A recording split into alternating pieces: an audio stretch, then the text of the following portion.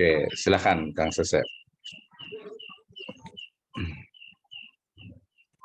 Bismillahirrahmanirrahim. Assalamualaikum warahmatullahi wabarakatuh. Waalaikumsalam warahmatullahi wabarakatuh. Alhamdulillah wa syukurillah. Wala hawla wala quwata illa billah. Wassalatu wassalamu ala rasulillah wa ala alihi wa sahbihi wa mawala. Asyhadu an la ilaha illallah wahdahu la syarika lah. Wa asyhadu anna Muhammadan abduhu wa rasuluh. Allahumma shalli ala Muhammad wa ali Muhammad wa ba'du.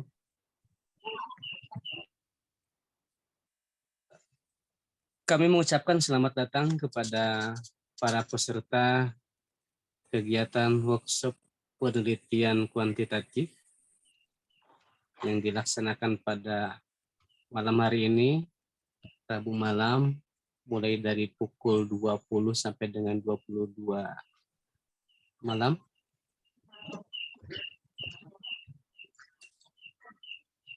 Pertama-tama, marilah kita senantiasa memanjatkan puji syukur kehadirat Allah Subhanahu wa taala bahwa pada malam hari ini kita masih dipertemukan untuk bersama-sama mengikuti kajian penelitian ini. Sebagaimana diketahui bahwa pembicara utama kita pada malam ini belum nampak muncul dikarenakan ada satu dan lain hal. Kami mohon doa kepada semua agar semuanya dilancarkan. Tapi mudah-mudahan beberapa menit ke depan beliau bisa hadir ya. Nah, saya coba bacakan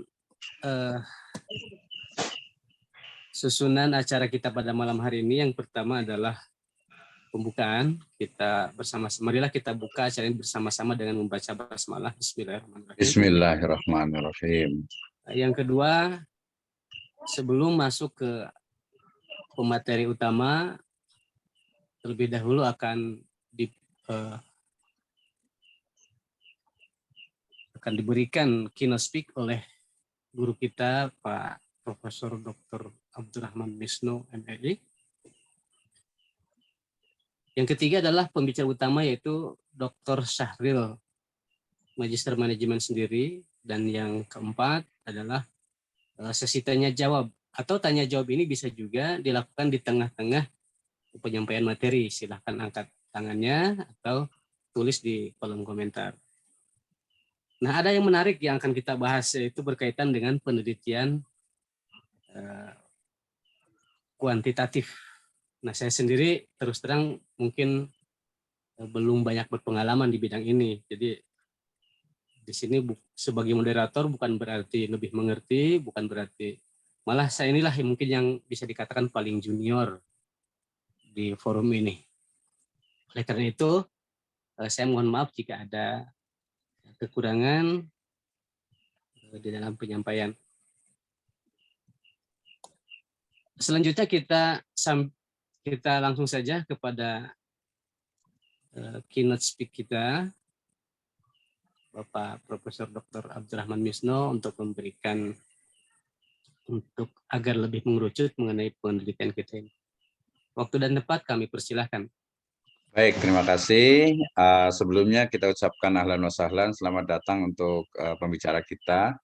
Ya, ada Pak Dr. Syahril, alhamdulillah sudah hadir juga. Ya, kebetulan beliau agak tadi ada satu kemalangan di hospital ya, sehingga mudah-mudahan semuanya sahalallahu umurakum ya, mudah-mudahan dimudahkan Allah Subhanahu wa taala. Baik, terima kasih. Saya akan share screen. Nanti tidak terlalu lama, tapi saya ingin memberikan introduction terkait dengan materi di malam hari ini ya. Saya akan berbicara tentang introduction to Islam research or quantitative method. Baik, sudah kelihatan mudah-mudahan ya. Baik, saya akan mulakan. Bismillahirrahmanirrahim. Assalamualaikum warahmatullahi wabarakatuh. Waalaikumsalam warahmatullahi wabarakatuh. Alhamdulillahirabbil alamin. Wassalatu wassalamu ala asrafil anbiya'i wal mursalin habibana wa nabiyyana Muhammadin sallallahu alaihi wasallam wa ala alihi wa ashabihi wa man tabi'ahum bi ihsanin ila yaumiddin wa ba'd. Qala Allah ta'ala fi kitabihil karim, a'udzu billahi minasyaitonir rajim. Bismillahirrahmanirrahim. Laqad ahsahum wa addahum adda. Wa qala Allahu azza wa jalla aidan, a'udzu billahi minasyaitonir rajim, wa ma wa arsalnahu ila mi'ati alfin aw yazidun.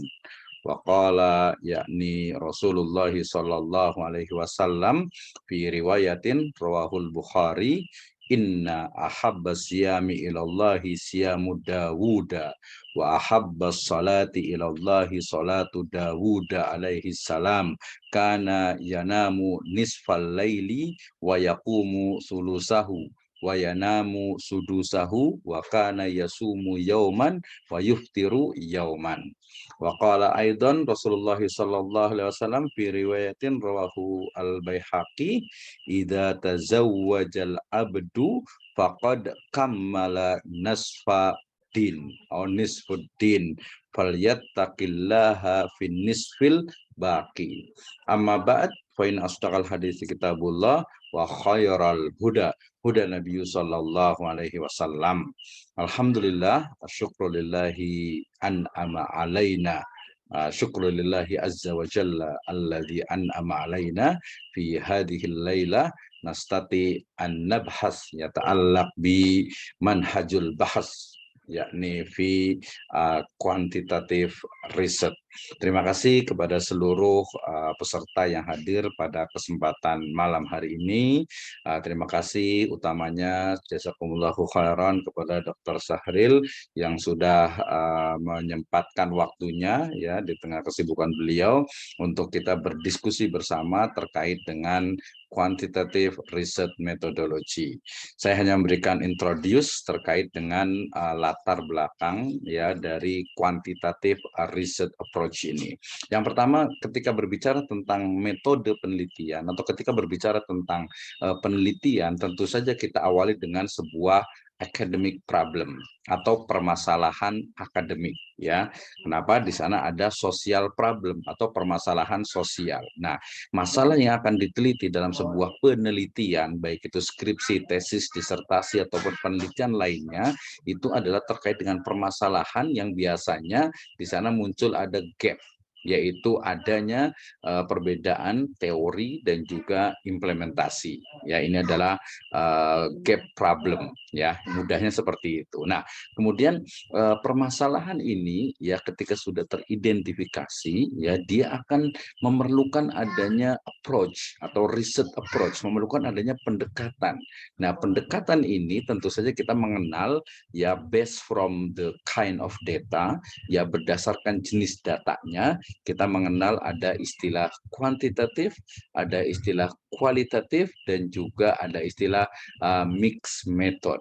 Nah, tentu saja di sini adalah sebuah riset metodologi, sebuah metode penelitian juga yang muncul dalam konteks bagaimana mencari sebuah kebenaran. Ya, kita diingatkan sebagai seorang muslim dengan firman Allah Subhanahu wa taala dalam surat An-Nur ayat ke-36. Dikatakan Allah Subhanahu wa taala berfirman, a'udzubillahi minasyaitonirrajim, Allahu nurus samawati wal ard, masalu nurihi kamishkatin fiha misbah ilal akhir. Ya, di akhir ayatnya ada nurun 'alan nur yahdillahu binurihi may yasha wa yadribullahul amsala linnasi la'allakum yaqiluna la'allakum tatafakkarun. Jadi ayat atau ayat di surat An-Nur ayat 36 itu berbicara tentang bagaimana sebuah kebenaran itu dalam konteks ya riset itu ternyata ya memiliki kekhasan antara Islamic perspektif dengan other paradigm. Nah, ketika ternyata permasalahan itu menuntut adanya pendekatan atau data yang ditemukan itu adalah kuantitatif, maka problemnya adalah kita sebut saja dengan permasalahan berbasis data data kuantitatif. Artinya masalah itu ya diselesaikan dengan data-data yang diperoleh melalui kuesioner dalam hal ini ya. Selain juga nanti ada eksperimen. Nah, kemudian ketika berbicara tentang quantity, bicara tentang kuantitatif, so we talk about the numbers. Kita akan berbicara tentang angka dan juga pengukuran. Ya, ini adalah perbedaan antara kualitatif dengan kuantitatif. Kalau kuantitatif berarti dia berbicara tentang quantity, ya angka, numbers gitu ya, akdad gitu dalam bahasa Arab, sementara kualitatif lebih kepada quality atau kualitas daripada data ya tersebut. Nah, ketika bicara tentang kuantitatif, kita ambil misalnya dalam Kamus Besar Bahasa Indonesia, kita menemukan bahwa yang disebut dengan kuantitatif itu adalah berdasarkan jumlah atau banyaknya atau berdasarkan bagian dari energi yang tidak dapat dibagi lagi. Maknanya di sana ada numbers. Kemudian saya ambil dari Kasiram 2008, beliau mengatakan bahwa yang disebut dengan kuantitatif itu adalah proses menemukan pengetahuan yang menggunakan data ya berupa angka sebagai alat menganalisis keterangan mengenai apa yang ingin kita ketahui. Nah, so berarti ketika kita bicara tentang kuantitatif berarti penelitian ilmiah yang sistematis terhadap bagian-bagian dan fenomena serta kausalitas hubungan-hubungannya. Nanti Pak Dr. Sahril akan memberikan banyak penjelasan terkait dengan apa itu atau the kinds of quantitative. Ini banyak sekali ya, saya ambil misalnya dari Prof. Sugiono yang cukup banyak risetnya dan juga buku-bukunya pelatihannya.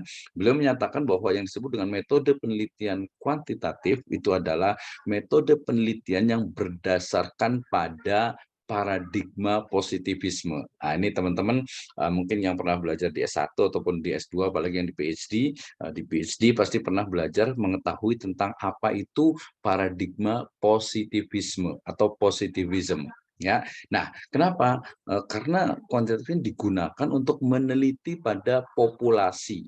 Dari populasi itu kemudian diambil sampel tertentu, ya ada teknik pengambilan sampelnya yang biasanya digunakan secara menggunakan dengan random sampling, ya. Kemudian pengumpulan datanya biasa menggunakan instrumen penelitian dalam bentuk kuesioner yang kemudian dianalisis data tersebut ya dengan nanti dengan software ataupun secara manual dengan ilmu statistik. Tujuannya untuk apa? Untuk menguji hipotesis yang telah ditetapkan.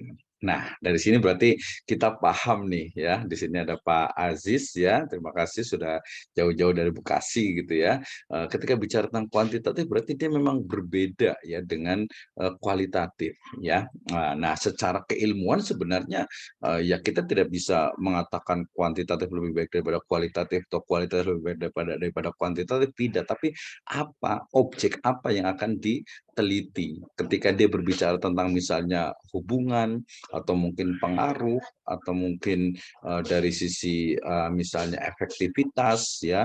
Nah, itu berarti dia kuantitatif. Tapi kalau kita bicara tentang norma ya, bagaimana misalnya syariah, bagaimana maqasidus syariah, bagaimana usul fikih, bagaimana bisnis etik gitu ya. Nah, atau mungkin nanti dari sisi pemikiran education, kalau yang mungkin backgroundnya adalah pendidikan gitu ya, ya itu dia nggak bisa pakai kuantitatif ya. Tapi ketika bicara tentang hubungan, pengaruh dan lain sebagainya, itu pakai kuantitatif gitu ya. Nah, ini ya berangkat dari paradigma positivisme. Kalau yang kualitatif dia dari post positivisme. Oke. Nah, ini juga yang cukup melegenda ya, ada Ibu ya Suharsi Marikunto, Prof. Suharsi belum mengatakan ya, jadi penelitian kualitatif itu sesuai dengan namanya banyak dituntut menggunakan angka. Ya, numbers, we use the numbers, right? Ya, mulai dari pengumpulan data, penafsiran terhadap data, serta penampilan dari hasilnya tersebut. Nah, ini yang ketika bicara tentang, jadi sebelum kita, kenapa sih harus pakai kuantitatif, kenapa sih kualitatif, kenapa sih mixed method, yang kita pahami pertama itu dari sisi paradigma positivismenya. Ya, ini tentu saja kita berangkat dari satu kita sebut saja tokoh utamanya Auguste Comte ya, yang dia menyatakan dalam bukunya itu Course de Filosofi Positif ya, bagaimana ternyata cara berpikir manusia itu dia membagi itu menjadi tiga. Yang pertama adalah teologi. Nah ya, konteks teologi berarti ya tetap kita gunakan, terutama nanti ketika bicara tentang bagaimana nih digital money, bagaimana cryptocurrency, bagaimana ekonomi metaverse, bagaimana mungkin model pendidikan karakter Islami gitu ya. Nah itu tetap saja sebenarnya digunakan gitu. Tapi kalau cara berpikir perspektifnya August Comte itu dia melihat tingkatan yang paling bawah seolah-olah itu atau yang tingkatan yang paling awal ya itu adalah teologi. Kemudian nanti ke tingkat metafisik dan juga baru ke tingkat positif. What is positif tentu saja beda antara positif dalam konteks bahasa, linguistik dengan positif dalam konteks riset dan bahkan dari sisi mencari sebuah kebenaran. Ya, jadi positif itu adalah berdasarkan mekanisme metode ilmiah. Nah, ketika kita bicara tentang metode ilmiah sendiri, itu akan merujuk kepada masing-masing disiplin ilmu. Ya, kalau kita bicara tentang ulumul Quran, ulumul hadis gitu ya, kemudian juga berbagai ilmu-ilmu yang base-nya dari spiritualitas gitu ya, itu akan berbeda definisi pengertian ilmiahnya. Ya, berbeda juga nanti dengan yang kuantitatif ya. Nanti yang kualitatif misalnya kita pendekatan etnografi misalnya atau fenomenologi atau misalnya gitu ya. Itu dia akan sangat berbeda. Ya, belum lagi nanti dari sisi ilmu yang lainnya misalnya psikologi gitu ya dan yang lain sebagainya. Nah, nanti disebut dengan apa? Paradigma positivisme. Ya, karena kan bicara di sana kalau dalam positivisme tentu saja yang dikaji itu adalah dari sisi ontologinya, epistemologinya dan juga aksiologinya. Ya, ini dia akan sangat berbeda. Ya, wah ini ceritanya panjang. We can discuss about this. Ya, ini paradigma juga tidak saya bahas ya, terlalu panjang. Nah, ini juga ketika bicara tentang positivisme, kita menemukan ini ya. Jadi secara ontologi itu dia realitas itu terpisah-pisah. Kenapa? Karena ketika kita bisa membuat sebuah riset, apalagi yang paling familiar, yang paling famous itu adalah ya hubungan ya pengaruh gitu ya.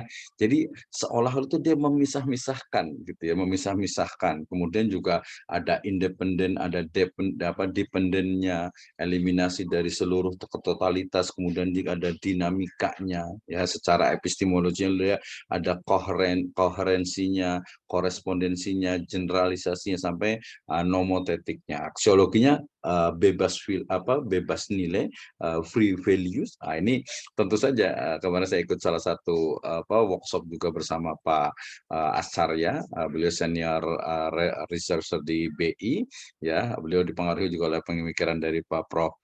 Chudori Masudul Alam yang menyatakan bahwa ya dekritik ya di level beliau wajar ketika mengkritik bahwa konsep dari misalnya untuk kuantitatif dalam konteks hubungan ya, regresi linear baik itu sederhana ataupun ganda yang di sana ada unsur independen dan juga dependen itu katanya itu menyelisihi nih dari nilai-nilai tauhid karena yang independen itu ya hanya Allah Subhanahu wa taala saja, yang sisanya selain Allah Subhanahu wa taala semuanya itu dependen, semuanya pasti ada ikatan, ada pengaruh dan saling ada hubungannya. Ini menarik sekali di level master dan PhD ini bisa menjadi sebuah kajian. Nah, karakter, ketika bicara tentang karakter dari kuantitatif tentu saja di sana ada instrumen ya, ada ukuran-ukuran ya, ada angka-angka yang harus diperolehi dari pertanyaan-pertanyaan yang disusun berdasarkan kaedah-kaedah ilmiah. Ya, sehingga dalam kuantitatif ini dia sedikit sekali ruang untuk semacam imajinasi gitu ya, refleksitasnya, fleksibilitasnya dia akan berbeda dengan yang kualitatif ya, dan pembahasannya tergantung ya, kalau di level PhD doktoral itu ya harus dua-duanya harus bisa memahaminya gitu ya. Ini karakteristiknya sangat banyak sekali. Ini yang disebut dengan metode ilmiah dalam perspektif kuantitatif dan juga tadi paradigma paradigma positivismenya. Ini beberapa prosedur nanti kita akan jelaskan, kita akan nanti Pak Dr. Sahel akan menjelaskan lebih detail kembali. Kemudian ini minimal ya ada experimental research, ada correlation research, ada causal comparative design, ada survey research design gitu ya. Kemudian juga menggunakan dia ada yang hanya deskriptif, ada yang korelasi, ada komparatif, ada action, ada development sampai kepada eksperimen. Nah, ini bagian-bagian langkahnya bagaimana? Ingat, ini satu rumusnya logiko hipotetiko verifikatif. Wah, ini teorinya ya. Jadi mudah-mudahan di workshop ini kita nggak terlalu banyak teori lah gitu ya. Kita akan banyak praktek, kita akan banyak bicara tentang kuantitatif in action. Oke, demikian dari saya. Nanti akan banyak sekali pertanyaan-pertanyaan tentu saja yang terkait dengan penelitian kuantitatif, step by step-nya. Ini kita buat dalam 3 sesi, dalam 3 pertemuan. Insya Allah mudah-mudahan akan memberikan kita wawasan ya terkait dengan kuantitatif. Kalau yang biasanya mungkin kemarin saya pernah share satu e-book ya in English ya tentang the book who had kuantitatif atau who had statistic. Jadi ada buku khusus untuk orang-orang yang anti, yang tidak suka, yang benci dengan statistik, yang benci dengan kuantitatif. Tapi itu biasalah judul yang agak sedikit menantang gitu, padahal belum tentu dalamnya seperti apa. Baik, Ibu dan Bapak sekalian, ikhwah sekalian, selamat datang dan mari kita bersama diskusi terkait dengan riset metodologi in quantitative approach. Saya kembalikan kepada Kang Sesep. Jazakumullahu khairan. Wallahu a'lam bishawab. Assalamualaikum warahmatullahi wabarakatuh.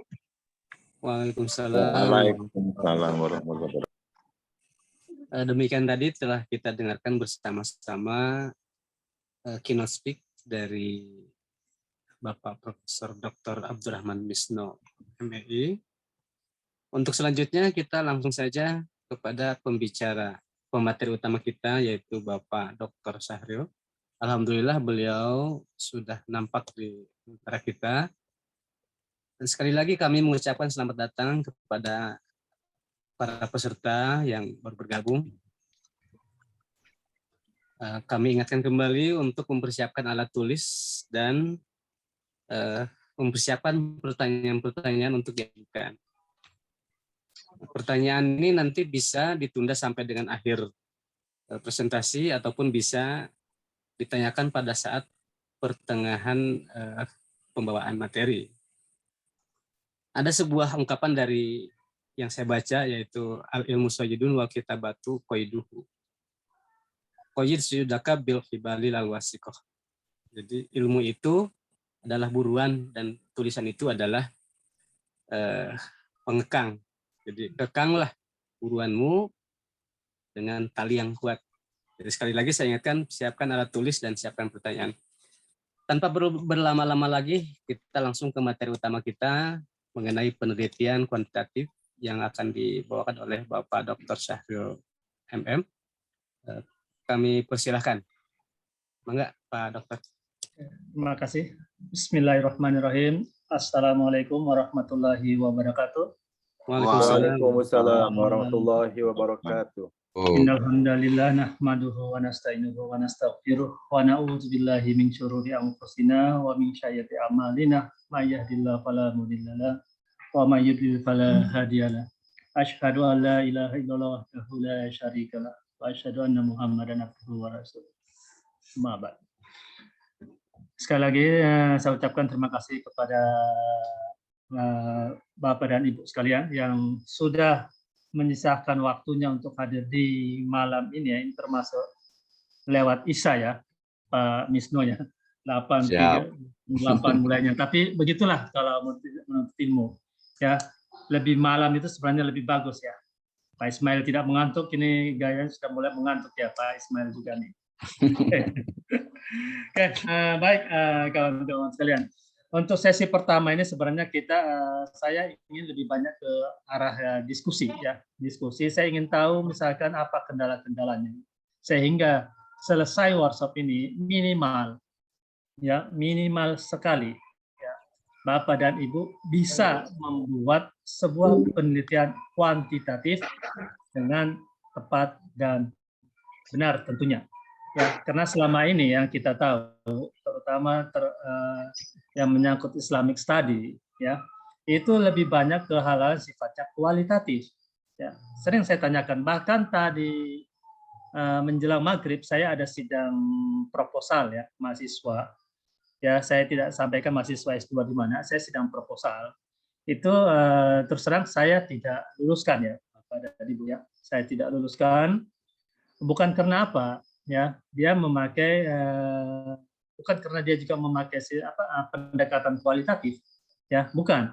Karena memang, ya, saya tidak paham apakah dosennya pada saat memberikan mata kuliah metodologi paham dengan metodologinya, sehingga mahasiswanya tersebut, ya, sampai sekarang tidak bisa kita luluskan, ya, agak kacau ya, agak kacau. Dia tidak memahami bagaimana kriteria kualitatif, bagaimana kriteria kuantitatif. Saya tanyakan kuantitatif, semua mengatakan bahwa kalau kuantitatif itu identik dengan statistik, Pak. Dan kami itu pusing kalau melihat angka-angka. Ya, itu yang terjadi sebenarnya. Kenapa muncul ide ini ya? Muncul ide ini kita adakan workshop ya. Ya, saya sebenarnya kepengennya workshop ini dilakukan secara offline. Ya, kalau offline itu kita lebih banyak interaksi, ya, tidak hanya tatap muka duduk seperti ini, lebih banyak interaksi dan lebih solutif, ya. Artinya kita langsung ada masalah kita langsung selesaikan di situ, ya. Tentu semuanya dengan memakai peralatan seperti yang disampaikan Pak Zaid tadi, selain alat tulis, laptop dan segala macamnya, mirip-mirip fintech lah ya, seperti itu. Oke, Bapak dan Ibu sekalian.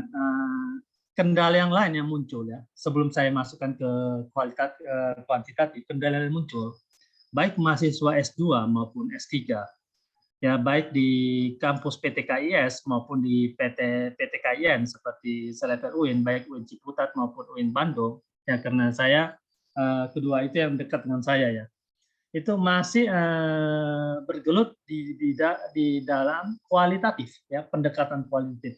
Selalu bergelut situ, apalagi kalau misalkan kawan-kawan nanti ada yang ingin masuk ke UIN Ciputat di kajian Islam, itu murni 100% kualitatif ya, murni 100% kualitatif. Kalau UIN Bandung itu masih ada ini ya, masih setengah-setengah, ada yang memilih ke kuantitatif, ada yang memilih ke kualitatif. Cuma yang perlu kita satukan pandangan di sini, saya sih tidak pernah membuat dikotomi ya, antara kuantitatif dan kualitatif, karena sekuantitatifnya sebuah penelitian pasti ada kualitatifnya. Sekualitatifnya sebuah penelitian juga pasti ada kuantitatifnya. Karena hasil dari kuantitatif dalam bentuk data itu kita harus bisa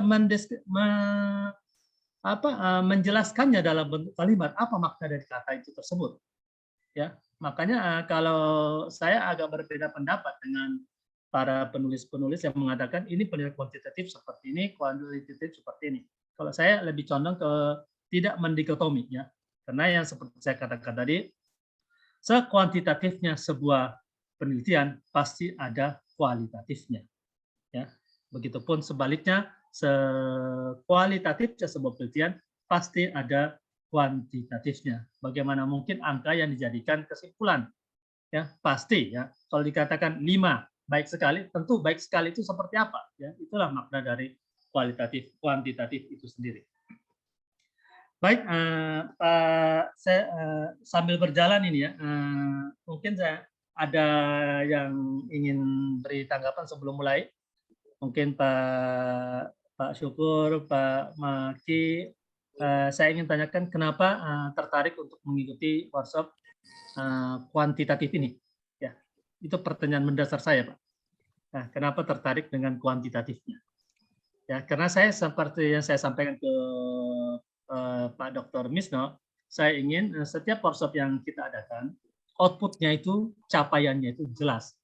Mahasiswa pesertanya bisa membuat penelitian kuantitatif. Ya, begitu dia melihat sebuah fenomena, begitu dia melihat sebuah permasalahan, dia bisa membuat penelitian kuantitatif tanpa takut, tanpa menghindari hal-hal yang sifatnya statistik. Ya.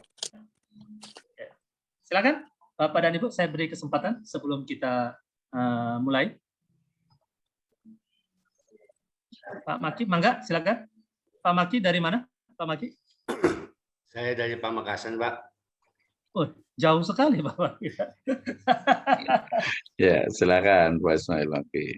Saya sudah terbiasa ini Pak Maki. Saya mengajar pasca di Jakarta. Itu kelasnya kelas Nusantara ya, dari Aceh sampai Papua. Ya. Ada kelasnya itu ya. Jadi kalau logat-logatnya itu satu layar monitor begini, logatnya beda-beda ya. Ya. Di sana sudah azan, di sini belum azan ya. Itu ini kendalanya di lapangan. Oke, silakan Mas Maki. Ya, supaya ini begini, karena terus terang waktunya ini singkat. Ya, 3 pertemuan, 3 sesi itu singkat untuk kuantitatif.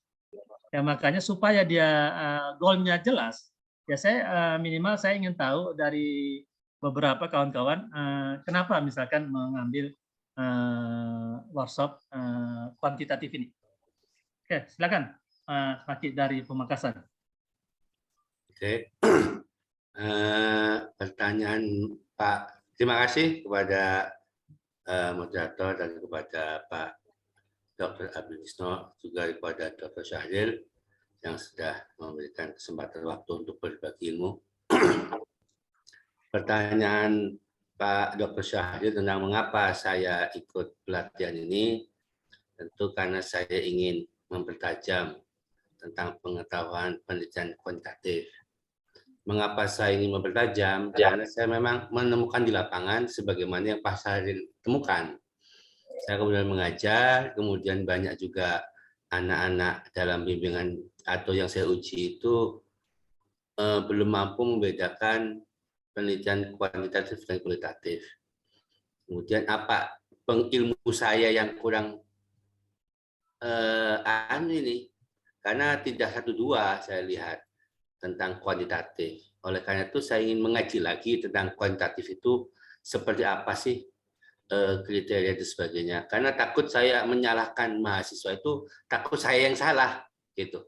Jadi saya sendiri sekarang ingin mengkaji lagi tentang kuantitatif itu, karena saya seringkali apa saya yang salah? Kan mereka saya uji misalnya, saya bimbing, pembimbingnya juga tentu sudah belajar, tapi dalam pandangan saya ini kok salah ya?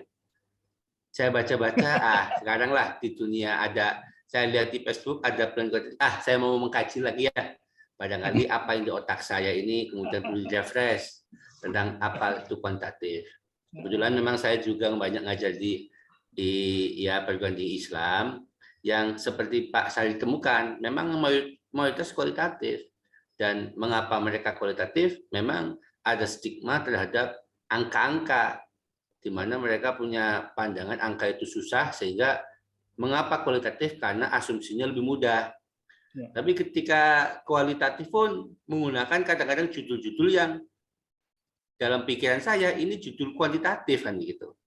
Ya. Nah, oleh karena itu ya saya cobalah malam ini ada pelatihan saya ikut, ingin merefresh pengetahuan saya tentang kuantitatif itu menurut yang lain, sehingga saya dalam belajar atau membimbing mahasiswa itu nanti bisa lebih refresh, barangkali ilmu saya ini ketinggalan atau ada yang baru, atau mungkin pemahaman saya tentang kuantitatif itu perlu danu, makanya saya ikut pelatihan ini, Pak.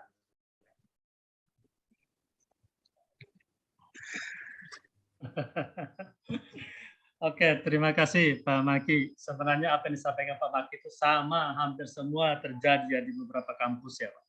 Ya, di beberapa kampus terjadi ya.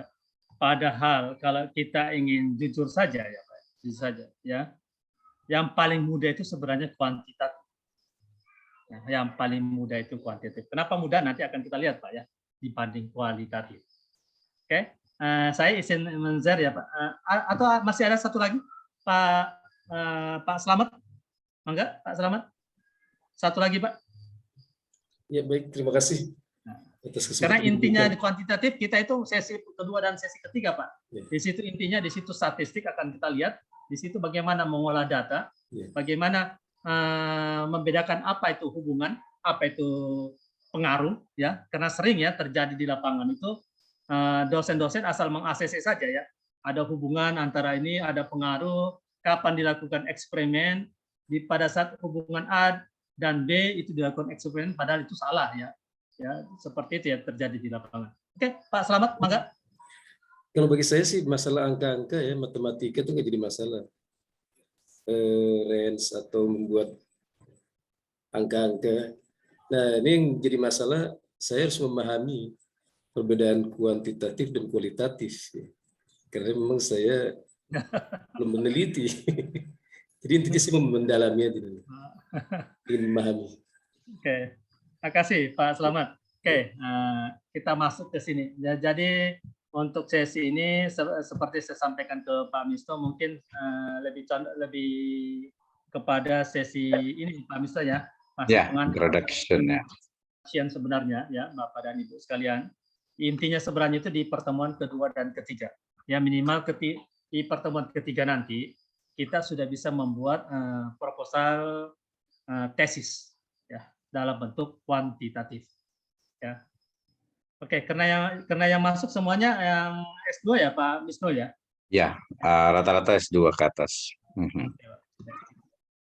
Nah, di sini ada penelitian kuantitatif. Nah, seperti yang Pak Slamet sampaikan tadi, di mana sih perbedaannya? Perbedaan yang paling mencolok itu Pak, ya ada pada hipotesis sebenarnya. Itu ya kuncinya ya. Sebenarnya ada sekitar 16 sampai 17 ciri khas di dalam penelitian kuantitatif.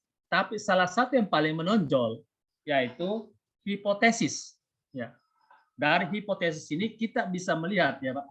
Kita bisa melihat penelitian tersebut salah satu ciri khas yang paling menonjol itu di hipotesisnya, dugaan sementara. Dan inilah yang tidak kita jumpai pada penelitian kualitatif.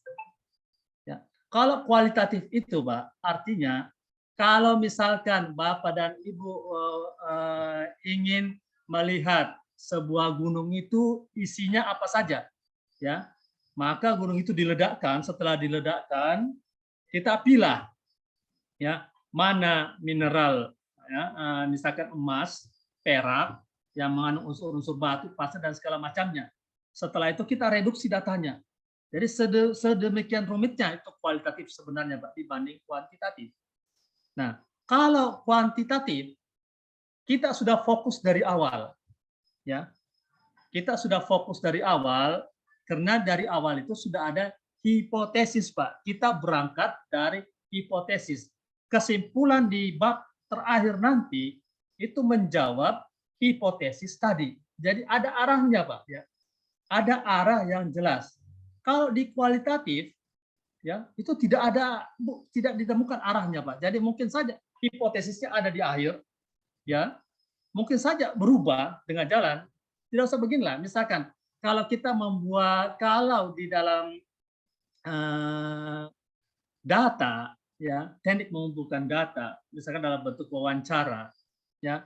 Kalau di dalam kuantitatif itu harus betul-betul terstruktur, sistematis wawancaranya. Tapi kalau di dalam kualitatif itu tidak perlu terstruktur, Pak. Ya, karena nanti dia akan berkembang ya pada saat si peneliti, ya, karena sifatnya subjektif. Kalau kualitatif itu si peneliti ya melakukan wawancara, dia akan berkembang. Jadi arahnya belum jelas. Nah, kelebihan di kuantitatif, seperti saya sampaikan ke mahasiswa saya, ke kuantitatif itu lebih jelas arahnya karena kita diarahkan kepada pembuktian hipotesis atau hipotesa atau dugaan awal. Ya, itu yang akan kita buktikan. Ya, tidak kemana-mana. Misalkan, ya, kita ingin melihat pengaruh kepemimpinan terhadap kinerja karyawan. Ya, pengaruh kepemimpinan terhadap kinerja karyawan. Nah, hipotesisnya terdapat pengaruh ya, terdapat pengaruh kinerja terhadap peningkatan prestasi karyawan, atau hipotesis yang kedua menolak, tidak terdapat pengaruh. Jadi yang ingin kita buktikan hipotesis itu Pak ciri khasnya. Adapun misalkan nanti ada di tengah jalan kita jumpai ada angka-angka dan segala macamnya, selama kita ingin meneliti itu mudah, Pak. Dan ya tidak seperti angkatan saya dulu, Pak. Angkatan saya dulu pada saat mungkin angkatannya Pak Yusto juga, dulu itu belum ada program SPSS. Jadi kita betul-betul murni melakukan penelitian kuantitatif itu dengan memakai perhitungan manual. Ya, Pak Slamet dulu itu manual, betul-betul manual. Diminta standar deviasi, kami menghitung manual. Diminta rata-rata, kami menghitung manual. Bayangkan kalau manual yang dihitung itu 500 data. Salah masukin data saja itu salah semua, Pak. Ya. Tapi sekarang kita tidak jumpai lagi hal-hal seperti itu. Ya. Begitu data Bapak sudah dapatkan, di input datanya tidak sampai 2 detik, 3 detik muncul angkanya. Nah, angka itulah yang kita akan analisis lebih lanjut. Nah, karena memang ini pertemuan awal saya ingin secara global saja menceritakan seperti ini, Pak Slamet ya, Pak Maki. Jadi secara global minimal kita tahu arahnya kuantitatif, kelebihannya seperti apa dibanding kualitatif. Ya, sama seperti tadi sore saya sampaikan ke mahasiswa yang sidang proposal, kenapa Anda kenapa Anda mengambil kualitatif sementara Anda tidak menguasai teori-teorinya? Ya, pada itu susah sekali kalau Anda mengambil penelitian kualitatif, misalkan bicara tentang usul fikih, ya, tidak mengambil penelitian kualitatifnya dan tidak menguasai ya kitab-kitab usul fikih, itu akan kewalahan ya, dan akan sulit ke depannya. Ya, akan sulit. Ya. Tapi kalau mengambil kuantitatif dari awal sangat mudah sekali ya. Ya maaf kalau saya katakan ini penelitian yang sangat mudah sekali. Ya, kita karena hanya pembuktian hipotesis, dugaan awal kita ingin buktikan. Tentu di sepanjang perjalanannya nanti kayak verifikasi data, analisis data itu menggunakan data-data statistik. Tapi sekali lagi data statistik itu Bapak dan Ibu tidak perlu melakukan perhitungan. Itu ada programnya ya. Itu ada program SPSS ya. Yang versi 7 sekarang itu ya lebih lengkap ya, tapi mau versi berapapun itu sama. Artinya untuk mengolah data. Ya. Dan memang satu hal yang mungkin agak rumit di dalam di dalam penelitian kuantitatif yang kita akan jumpai nantinya itu pada saat memverifikasi data. Itu yang paling sulit. Memverifikasi data. Misalkan ya, Bapak dan Ibu diminta membuat kuesioner. Ya, kuesioner. Saya pernah yang membuat kuesioner pada saat saya mengambil master ya Pak. Master kebetulan saya bimbingan di Salemba. Itu dari saya belajar di saya mulai tertarik tentang kuantitatif pada saat itu. Saya membuat angket ya 150 angket. Bapak bisa bayangkan 150 angket, 150 pernyataan dan pertanyaan di dalam angket. Setelah melakukan verifikasi ya data, validitas dan reliabilitasnya, sisa berapa Pak yang muncul? Hanya 7 angket dari 150 Pak. Hanya 7 yang berhasil lolos. Ya, hanya 7 yang berhasil lolos. Ya. Kenapa hanya 7 yang berhasil lolos? Karena memang pada saat verifikasi data yang menggunakan SPSS Pak, itu akan dilihat, oh ini tidak reliable, hilangkan. Oh ini tidak valid, hilangkan. Dihilangkan semua. Akhirnya tinggal 7 Pak dari 150. Jadi kesulitan di penelitian kuantitatif hanya sampai di situ saja. Selebihnya Bapak tinggal menganalisisnya. Ya, kesulitan hanya di situ saja kesulitannya. Ya, rumitnya itu di situ saja rumitnya Pak. Ya, rumitnya. Jadi dari semua yang saya lihat itu rumitnya di situ saja. Dan rumitnya itu bukan dalam arti Bapak dan Ibu itu menghitung, ya, karena alat hitungnya ada. Tapi bagaimana pengambilan data itu. Misalkan salah satu contoh yang sering saya jumpai di angket yang dibuat oleh mahasiswa dalam membuat penelitian kuantitatif. Ada pernyataan atau pertanyaan yang menjurus ke salah satu jawaban tanpa disadari oleh dosen pembimbing. Dan itu banyak terjadi, baik di PTN maupun di PTS. Ya. Membuat pernyataan atau pertanyaan yang menjurus ke salah satu jawaban. Itu sama sekali tidak dibolehkan di dalam penelitian kuantitatif. Itu sama sekali tidak dibolehkan dalam pembuatan angket. Misalkan seperti ini, Pak Selamat. Ya. Misalkan, ya, setujukah Anda bila honor Anda dinaikkan? Pasti semua menjawab yang poin sangat setuju, Pak. Tidak mungkin Pak Slamet atau Pak Misto menjawab setuju saja. Berarti ada sesuatu di kepalanya kalau menjawab setuju saja. Pasti menjawab yang paling maksimal, sangat setuju. Ada nggak yang menjawab ragu-ragu, Pak? Saya ragu-ragu apakah ini hanya candaan atau apa gitu ya. Nggak seperti itu. Nah, itu tanpa kita sadari sebagai dosen misalkan, sebagai pembimbing, itu muncul di angket. Ya, itu muncul di angket dan kita loloskan. Di situ kesalahan kita, Pak. Ya, di situ kesalahan kita dan itu sering terjadi. Kalau Bapak misalkan Bapak dan Ibu misalkan ingin memverifikasi ulang, lihatlah skripsi mahasiswa kita. Di situ akan kelihatan, oh ternyata ini gagal, ini gagal, ini gagal. Kalau tidak percaya gagal atau tidak, silakan masukkan ke dalam SPSS, tekan validitas dan reliabilitas, itu muncul di situ, Pak. Ya, muncul ketolak. Kenapa? Karena itu tadi, ya, karena ada aturan di dalam pembuatan angket. Salah satu aturannya tidak boleh membuat pernyataan atau pertanyaan yang menjurus hanya ke salah satu jawaban saja. Setuju juga Bapak bila THR ini 5 kali gaji? Pasti menjawabnya sangat setuju dan itu tidak bisa dijadikan masuk ke dalam data analisis, Pak. Ya, karena biar bagaimanapun, udah kesimpulannya pasti sangat setuju. Ngapain lagi dianalisis? Itu ya kesimpulannya seperti itu. Bapak, jadi kawan-kawan yang misalkan anti dengan yang yang statistik, sekali lagi statistiknya itu tidak sampai menghitung ya Bapak dan Ibu sekalian, tidak sampai menghitung. Ada ada programnya ya, atau sampai misalkan penentuan jumlah sampel dari 5.000 populasi, berapa jumlah sampelnya, apakah dihitung? Itu ada sistemnya juga, tinggal masukkan saja jumlahnya segala macam, itu tidak sampai berapa detik itu keluar angkanya, sekian sampel yang bisa kita tarik. Jadi tidak perlu menghitung ya Bapak dan Ibu sekalian ya. Jadi sebenarnya tidak ada alasan ya, tidak ada alasan kalau memang tahu informasi tentang kuantitatif, tidak ada alasan bagi kita untuk tidak menyukai salah satu pendekatan ini ya, pendekatan kuantitatif ini ya. Tidak ada alasan karena pertama dia lebih mudah. Kenapa lebih mudah? Arah pemikiran kita sudah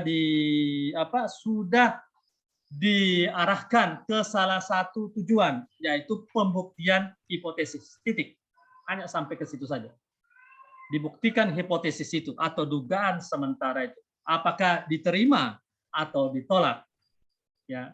Mungkin yang perlu dianalisis misalkan hasil dari pengolahan datanya nanti, misalkan pengaruh A terhadap B, dari hasil datanya nanti ditemukan 75%. Itu salah satu, Pak Maki ya, yang kita sering jumpai kesalahan kita di dalam membimbing. Misalkan angkanya sudah kita dapatkan 75%. Itu kebanyakan yang terjadi di lapangan. Ya, dosen hanya memberikan jawaban, ya 75% bahwa kepemimpinan mempengaruhi kinerja pegawai, titik. Sebenarnya tidak sampai di situ ya Bapak dan sekalian. Harusnya yang dianalisis lagi 25%-nya itu kemana? Itu loh Pak. Ya. 25%-nya itu kemana? Ya, kalau 70%. Kalau 100% baru tidak ada pertanyaan lebih lanjut. Tapi kalau masih di bawah 100%, apalagi kalau di bawah 50%, 40% terdapat pengaruh. 60%-nya kenapa? Itu yang perlu pendalaman lebih lanjut. Makanya saya sampaikan tidak ada sebenarnya kuantitatif atau kualitatif secara dikotomi. Sebab begitu kita sudah dapatkan angkanya 40%, tentu di situ nanti bukan data-data kuantitatif lagi.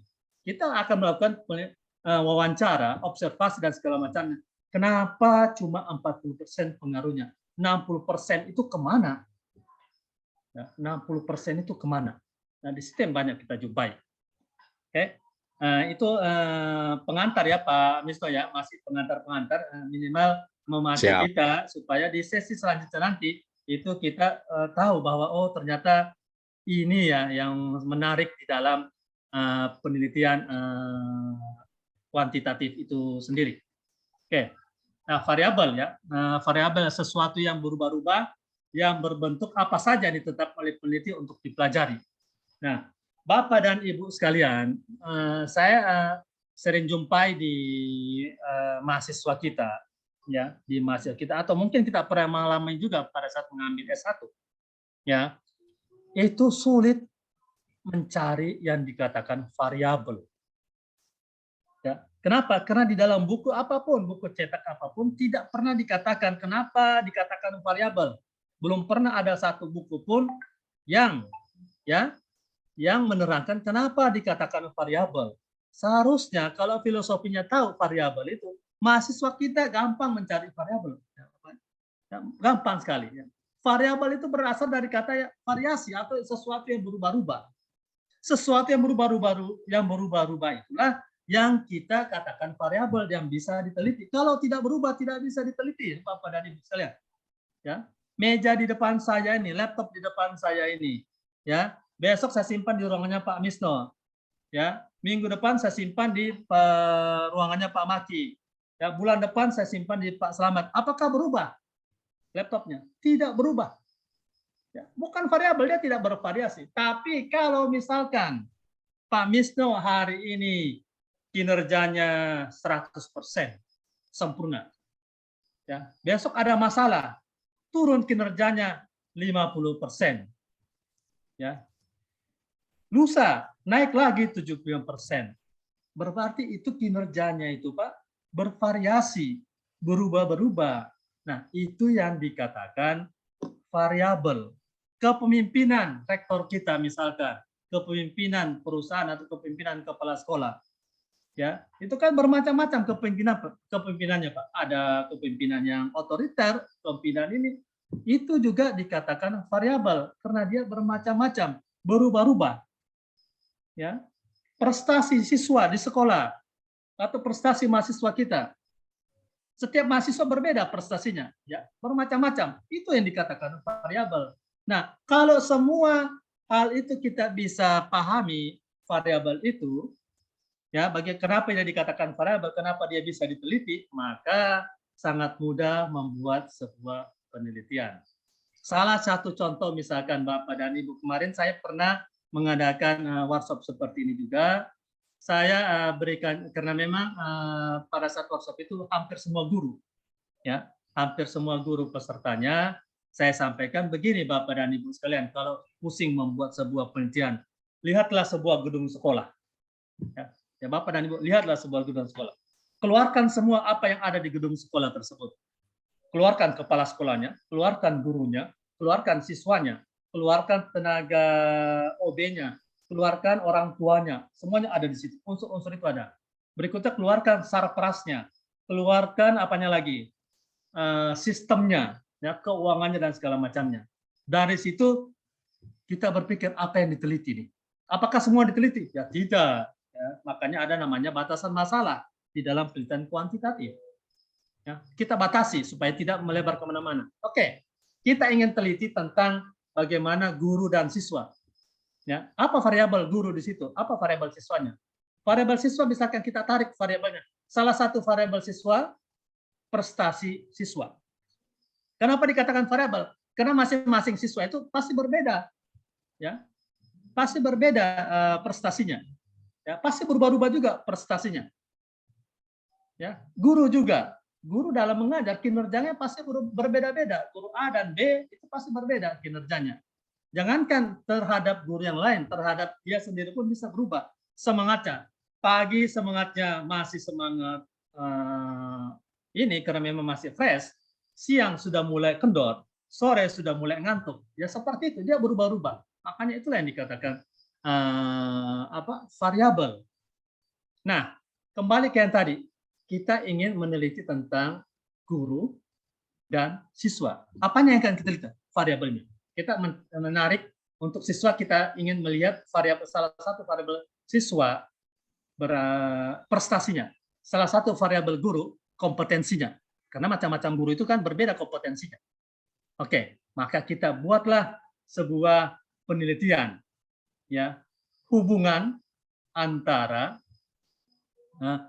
guru kompetensi guru dengan prestasi siswa. Ya, kalau kita ingin melakukan non eksperimen, oke. Tapi kalau kita ingin melihat sambil melakukan eksperimen, kita ganti, jangan hubungan. Ya, nanti di pertemuan sesi kedua akan saya sampaikan kepada Bapak dan Ibu kenapa muncul hubungan, kenapa muncul pengaruh. Oke, kita lihat pengaruh kompetensi guru terhadap prestasi siswa di sekolah. Nah, jadi sebuah penelitian, Pak. Ya, jadi sebuah penelitian kuantitatif dari gedung sekolah tadi, itu salah satu. Kalau kita memilah-milah semua bagaimana pengaruh sarpras terhadap minat belajar siswa, bagaimana pengaruh kepemimpinan kepala sekolah terhadap kinerja guru, bagaimana pengaruh motivasi guru terhadap hasil belajar siswa. Itu banyak sekali penelitian kuantitatif dari sebuah gedung sekolah. Jadi gampang ya, Bapak dan Ibu sekalian. Yang seperti saya katakan tadi, yang kita harus pahami, yang memang di dalam buku-buku belum pernah saya dapatkan ada buku mengatakan kenapa dikatakan variabel. Harusnya ada filosofi kenapa dikatakan variabel. Variabel berasal dari kata-kata bervariasi atau ya sesuatu yang berubah-ubah. Nah, itulah yang bisa diteliti. Ya, itulah yang bisa diteliti. Ya, oke, nanti mungkin ada variabel independen atau variabel dipengaruhi, ada variabel dependen, ya, ada variabel moderator, ada variabel intervening. Ya, ini saya sudah siapkan ya Bapak dan Ibu. Kita akan nanti sesi kedua nanti kita sampai kepada variabel moderator dan variabel intervening karena ini levelnya kan level S2 ya. Level S2 makanya dia lebih mendalam dibanding dengan skripsi. Oke. Begitu ya Bapak dan Ibu sekalian, kenapa dikatakan variabel. Jadi di sini ya, saya sering alhamdulillah selama ini saya berikan pemahaman kepada mahasiswa S1 sehingga mereka itu bisa membuat yang namanya skripsi dalam bentuk pendekatan kuantitatif. Ya, karena dia sudah bisa paham. Bisa nggak saya teliti tentang meja? Ya, enggak, meja ini disimpan di ruangan sini, besok disimpan di ruangan rektor, besok disimpan di ruangan dekan, tetap bentuknya meja, tidak ada berubah-ubah di situ. Ya tetap meja. Ya, maka tidak bisa dikatakan variabel. Oke. Oke, baik. Hipotesis. Nah, ini tadi yang saya sampaikan dari awal pengantar tadi Bapak dan Ibu sekalian, perbedaan yang paling mencolok ya. Yang paling mencolok antara kualitatif dan kuantitatif. Ya, ada hipotesis.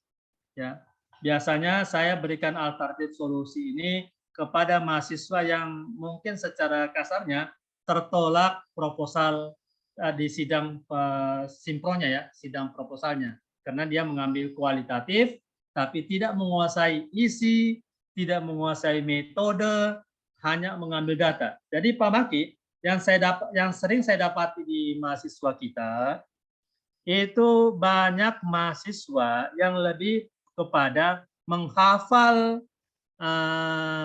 metodenya, ya, menghafal.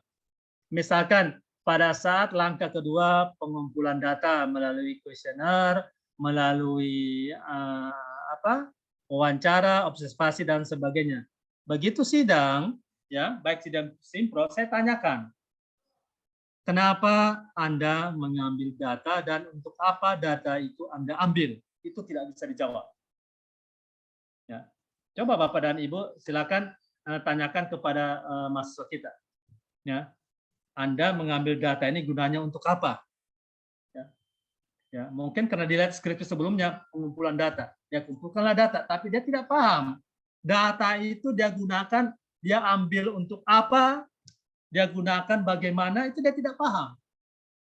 Itu kendala di lapangan, Bapak dan itu bukan 1 2, Mas. Hampir semua mahasiswa saya tanyakan seperti itu, untuk apa Anda mengambil data? Karena memang aturannya harus mengambil data, Pak. Tidak, untuk apa data itu Anda gunakan? Apalagi di dalam penelitian kualitatif. Ya. Di penelitian kualitatif, di situ kan ada pengumpulan data melalui wawancara terstruktur, di situ ada observasi, penggalian dan secara mendalam. Nah, di situ dia tanya, di situ pada saat sidang saya tanyakan, untuk apa Anda mengambil data? Tidak ada yang bisa jawab, Pak sahabat. Belum pernah ada yang bisa jawab. Menjawabnya ngaco semua. Ya, karena memang karena memang tidak dipahami ya metodologi penelitiannya. Data itu diambil bagaimana mengambilnya, digunakan untuk apa, ya. Yang selama ini karena rata-rata yang saya lihat, ya, saya mengajar di beberapa kampus, ya, baik PTN maupun PT KIS, itu kendala yang muncul di mahasiswa kita, mungkin sudah turun-temurun seperti itu ya, Pak Maki ya. Itu banyak mahasiswa kita begitu misalkan membuat proposal, mengikuti proposal yang dulu. Kebanyakan seperti itu, copy paste, apalagi zaman sekarang ya Pak ya, yang penting ada kota segala macamnya, pindahin saja. Tidak paham alurnya seperti apa. Ya. Begitu kita tanyakan untuk apa pengolahan, untuk apa wawancara dilakukan.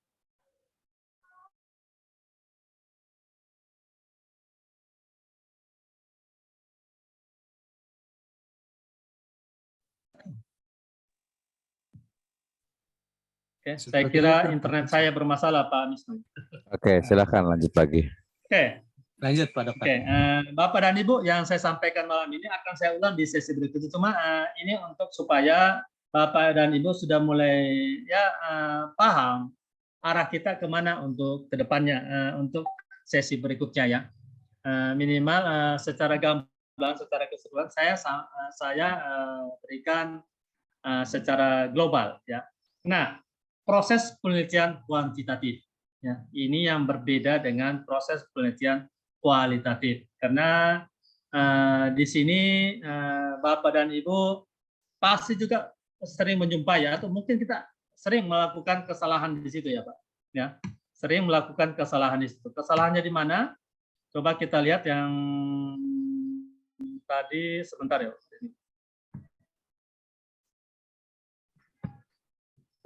Sebentar.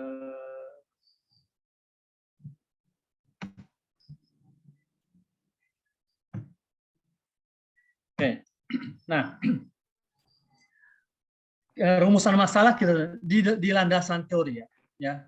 Bapak dan Ibu, kalau ini sering kita jumpai ya, baik dosen senior maupun dosen yang ini, kalau tidak pernah merenung menjadi dosen, itu kejadiannya ini akan sering terjadi. Makanya ada program pemerintah itu dosen merenung ya, Pak Slamet ya. Jadi merenung dalam arti itu kita preskan kembali, bukan merenung diam gitu ya, preskan kembali ya. Jangan sampai misalkan dulu saya punya profesor itu pada saat mengambil S3 itu dia tidak bisa pakai HP-nya Pak Slamet ya, dia kurang merenung, banyak terjadi. Akhirnya kami susah untuk diskusi ya, karena pasti pakai HP anaknya ya. Itu contoh hal kecil seperti itu.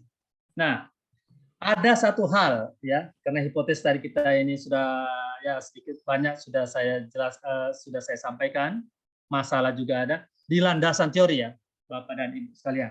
Kita harus jujur di landasan teori ini. Bagaimana kita meminta anak-anak kita atau mahasiswa kita membuat landasan teori? Kita harus jujur di sini. Ya, apakah mereka main caplok-caplok teori saja? Itu yang sering kita jumpai. Ya, kami pernah artinya memilah-milah ya skripsi dan tesis di UI ya, yang mana yang bisa kita simpan di perpus sebagai bahan acuan untuk mahasiswa berikutnya, yang mana yang bisa kita simpan di belakang perpus ya, dan ternyata lebih banyak di belakang perpus Pak ya. Ya saya bongkar saja itu karena saya dulu itu bersama dekannya ya, memilah-milah itu, karena dekan juga teman saya, itu memilah-milah ternyata lebih banyak persentase di belakang perpus dibanding yang di dalam perpus. Kenapa? Ya, salah satunya di masalah itu muncul di landasan teorinya, Bapak dan Ibu. Ya, saya tidak paham apakah karena dosen yang membimbing paham tentang metodologi atau pahamnya tentang kontennya saja. Ya, metodologinya tidak paham. Ya, perlu kita tahu ya Bapak dan Ibu sekalian.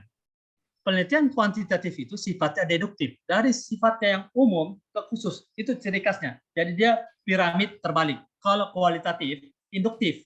Dari yang kecil, dari yang khusus ke umum. Makanya dia sifatnya subjektif, Pak. Ya, artinya orangnya betul-betul harus bisa menggali sedalam-dalamnya tentang sesuatu yang dia teliti. Ya, selama masih ada teori-teori, tidak selesai penelitiannya. Ya, selama masih itulah kualitatif, karena dia sifatnya induktif dari yang khusus ke umum. Tapi kalau kuantitatif, dia deduktif dari sifatnya yang umum ke khusus. Nah, di landasan teori pun bersifat seperti itu ya, Bapak dan sekalian. Ya, jarang saya jumpai skripsi, ya baik di S1, di S2, ya sedikit di S3 ya, di mana di landasan teorinya itu dia menyusunnya sampai dengan 3 tahap. Tahap pertama tentang general theory. Di situ harus ada general theory tentang penelitian kita. Yang kedua, middle theory. Yang ketiga, aplikatif teori yang merupakan penelitian kita.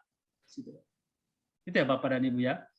Ya, kebanyakan kita hanya meminta, oke, Anda berbicara tentang misalkan dia mahasiswa ekonomi syariah.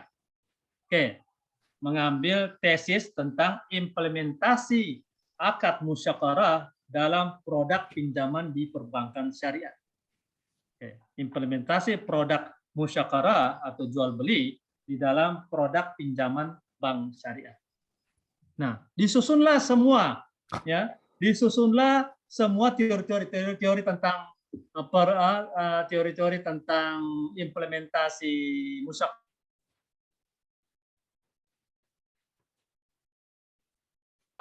teori-teori tentang produk perbankan saya dimasukkan semua, mengajarkan sesuatu yang salah kalau seperti itu. Harusnya kita bisa memilah, masukkan tentang general theory dulu. General theory apa? General teorinya kalau modelnya seperti itu. Objek penelitian kita. Apa objeknya di situ? Perbankan syariah. Oke. Kita masukkan perbankan syariah sebagai general teori penelitian tersebut. Oke. Karena dia berbicara tentang akad musyawarah, maka middle teorinya kita masukkan akad-akad ya yang terdapat di dalam perbankan syariah. Itu middle teorinya, semua akad ya, mulai dari akad jual beli, tentang musyawarah, istisna dan salam, akad bagi hasil, mudharabah, musyawarah, akad jasa, ijarah, wakalah, kafalah, sampai wadiah, sampai qard, kita masukkan ke dalam middle teori. Setelah itu baru kita berbicara tentang aplikatif teori. Karena judulnya tadi, implementasi akad musyawarah dalam produk pinjaman bank syariah, maka di aplikatif teorinya kita masukkan adalah akad musyawarah, karena itu yang akan kita teliti. Nah, itu yang kita harus perhatikan ya Bapak dan Ibu di dalam pembuatan landasan teori. Tidak kita lepas mahasiswa kita ambil teori-teori dimasukkan semua teori-teorinya. Yang penting memakai misalkan footnote atau body note. Nah, tidak seperti itu ya Bapak dan Ibu. Makanya di dalam kaidah ilmiah dalam penelitian kuantitatif, yang pertama itu objektif, yang kedua empiris, ya, yang ketiga tadi itu sistematis, ya, sistematis, ya, sistematikanya di dalam landasan teori seperti apa sih? Ya harus masuk semua Pak ya, general teori, middle teori, dan aplikatif teori. Jadi mudah-mudahan kedepannya nanti kita tidak asal membimbing yang di mana letak kesalahannya ya. Kenapa mahasiswa ini kalau ditanya A, jawabnya B. Karena memang mahasiswanya tidak paham di dalam landasan teorinya, Bapak dan Ibu sekalian. Wajar kalau kita bertanya A, dia jawab B. Apalagi kalau ditambah dengan demam panggungnya. Sudah tidak jelas apa yang akan dia jawab, dari pertanyaan kita tadi. Ya, gitu ya Bapak dan Ibu sekalian. Jadi itu ya, itu kekeliruan mendasar kita, ya. Yang kita abaikan. Kita lebih banyak fokus kepada validitas dan reliabilitas sebuah data, sebuah instrumen. Padahal kita tidak lihat di bab 2 itu sebenarnya kuncinya. Sebab kuantitatif itu membandingkan atau melihat gap antara teori yang ada dengan kenyataan yang di lapangan. Makanya muncullah dia masalahnya di situ karena adanya gap tadi. Ya, berarti kalau ingin mengetahui gapnya tadi, ingin membuat hipotesis tadi, teorinya harus kuat ya Bapak dan Ibu sekalian. Teori harus kuat. Dia harus paham tentang general teori. Dia harus paham tentang perbankan syariah secara umum. Dia harus paham tentang medial teori. Dia harus paham tentang akad-akad yang terdapat di dalam perbankan syariah. Ya, apa yang dia tarik nanti? Itulah di aplikatif teori. Dia ingin fokus kepada akad musyawarah. Maka itu yang fokusnya. Nah, kalau kita sudah atur pemahaman mahasiswa kita tentang landasan teori tadi, sistematika pembuatan landasan teori, insya Allah ya, dia tidak akan menjawab lagi kita bertanya A, dia menjawab B, atau dia diam. Karena dia sudah paham alurnya, Pak. Dari mana alur teori dari penelitiannya ini. Gitu ya, Bapak dan Ibu sekalian. Nah, dari landasan teori, makanya teorinya harus kuat, baru hipotesisnya bisa benar. Ya, tidak mungkin asal-asal buat hipotesis. Karena di lapangan itu kadang ada dosen mengatakan, dia tidak melihat landasan teorinya mana, tidak. Dia langsung mengatakan mana rumusan masalahnya, mana hipotesisnya. Dia tidak tanyakan kepada mahasiswa, mana landasan teorinya, saya pengen lihat dulu landasan teorinya.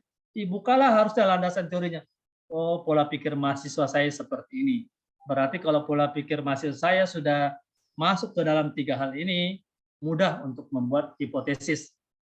Ya, karena tidak asal membuat hipotesis, ya. Sesi berikutnya nanti, mungkin sesi kedua nanti bagaimana teknik membuat hipotesis yang tepat dan benar, itu kan kita bahas, Pak, ya. Ya, tidak sampai 5 menit kok ya. Saya akan berikan kuncinya bagaimana membuat hipotesis yang benar. Ya, bagaimana membuat sebuah hipotesis dalam sebuah judul yang dengan kata-kata hubungan. Bagaimana membuat hipotesis dengan judul ada kata-kata pengaruh. Ya, kapan dikatakan penelitian yang membutuhkan eksperimen? Kapan sebuah penelitian tidak membutuhkan eksperimen? Nah, itu kita akan bahas lebih detail. Tapi kalau untuk statistiknya itu mungkin kita tidak usah terlalu bahas karena memang Bapak dan Ibu tidak punya kewajiban untuk menghitung. Ya, tinggal masukkan saja datanya, pembobotan angkanya, masukkan, nanti diminta input variabel dependen, input variabel independen. Nah, kita input pembobotannya, nanti akan muncul angka-angkanya. Yang membuat lama sekali lagi, nanti data itu akan tertolak, Pak. Ya, dia tidak reliable, tertolak. Dia tidak valid, tertolak. Kita olah lagi, olah sampai dia semuanya diterima. Ya. Ya, kalau misalkan, apakah berapa kali misalkan kejadian itu? Ya berkali-kali sampai data tersebut diterima. Makanya pernah kejadian itu terjadi sama saya pada saat saya mengambil S2 dulu itu di Salemba, itu saya dapatkan kejadian itu, Bapak dan Ibu. 150 item pertanyaan saya di dalam angket, yang di ACC itu hanya 7. Ya, jadi ibarat kayak emas itu kalau ingin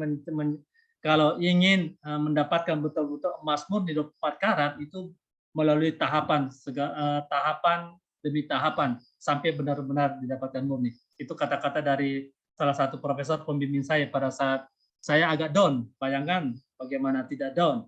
150 angket yang diterima hanya 7. Dan saya katakan, apakah saya mengulang pembuat angket? Tidak, lanjutkan penelitian karena hanya ini yang diterima. Ya. Tapi itu jauh lebih bagus Bapak dan Ibu karena kita fokus kan, karena ada rumusan hipotesis. Kita ingin membutuhkan hipotesis tersebut berdasarkan angket yang valid dan reliable tadi. Oke. Oke, Bapak dan Ibu, itu pembukaan dari saya, jenis penelitian kuantitatif ya. Nanti satu-satu pun kita akan bahas itu penelitian survei, ya, penelitian korelasi, penelitian kausal komparasi, dan penelitian eksperimen. Ya, bagaimana judul-judul tentang penelitian survei, ya, bagaimana judul-judul tentang penelitian korelasi, dan bagaimana penelitian kausal komparasi, dan bagaimana judul penelitian eksperimen itu yang mungkin jarang dijumpai di dalam workshop-workshop metodologi penelitian, Bapak dan Ibu. Karena di sini kita akan melihat juga misalkan penelitian survei itu judulnya seperti apa, penelitian korelasi itu judulnya seperti apa, penelitian kausal komparasi itu seperti apa, dan penelitian eksperimen itu seperti apa. Karena masing-masingnya ini pasti ada judulnya, ya, pasti ada, dan di dalam judulnya itu pasti ada kata di depan judulnya. Ada pengaruh, ada hubungan, kapan dilakukan eksperimen, apakah di dalam kata-kata pengaruh atau hubungan, itu yang akan kita lebih perdalam. Karena yang seperti Pak Maki sampaikan tadi, apakah ini sudah benar ya? Perasaan saya sudah membimbing segala macamnya. Ternyata ada hal-hal yang kita tidak sadari, ya. Misalkan kita membuat bagaimana hubungan kinerja terhadap bagaimana hubungan motivasi terhadap kinerja karyawan, ya, atau bagaimana hubungan motivasi dan kinerja karyawan. Sudah penelitiannya seperti itu, apakah penelitian tersebut kita lakukan eksperimen atau tidak? Nah, hal-hal seperti itu ya Bapak dan Ibu. Dan karena banyak saya jumpai di skripsi-skripsi baik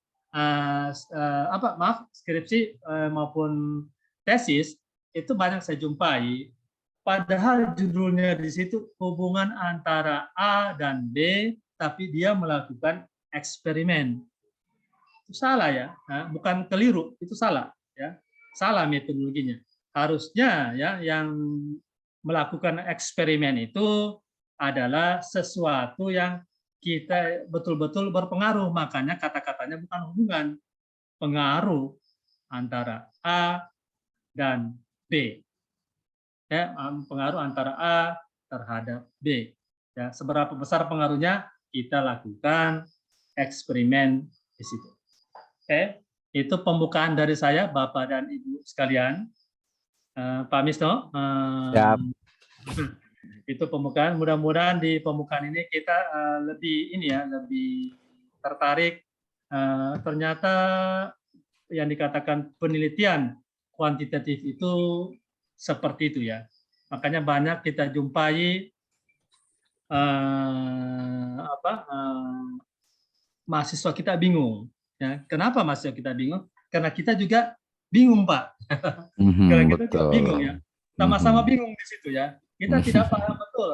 Asal mahasiswa mengatakan, Pak, saya ingin judul ini. Tapi kita tidak jelaskan ke mahasiswa. Anda paham tidak kalau misalkan Anda membuat judul pengaruh, apa yang Anda lakukan setelahnya itu? Nah, itu berbeda dengan misalkan Anda mengambil judul hubungan misalkan. Nah, itu di dalam penelitian kuantitatif itu berbeda analisisnya ya, Bapak dan Ibu sekalian. Hubungan awalnya itu berbeda dengan pengaruh awalnya itu berbeda. Nah, itu salah satu ciri khas di dalam penelitian kuantitatif.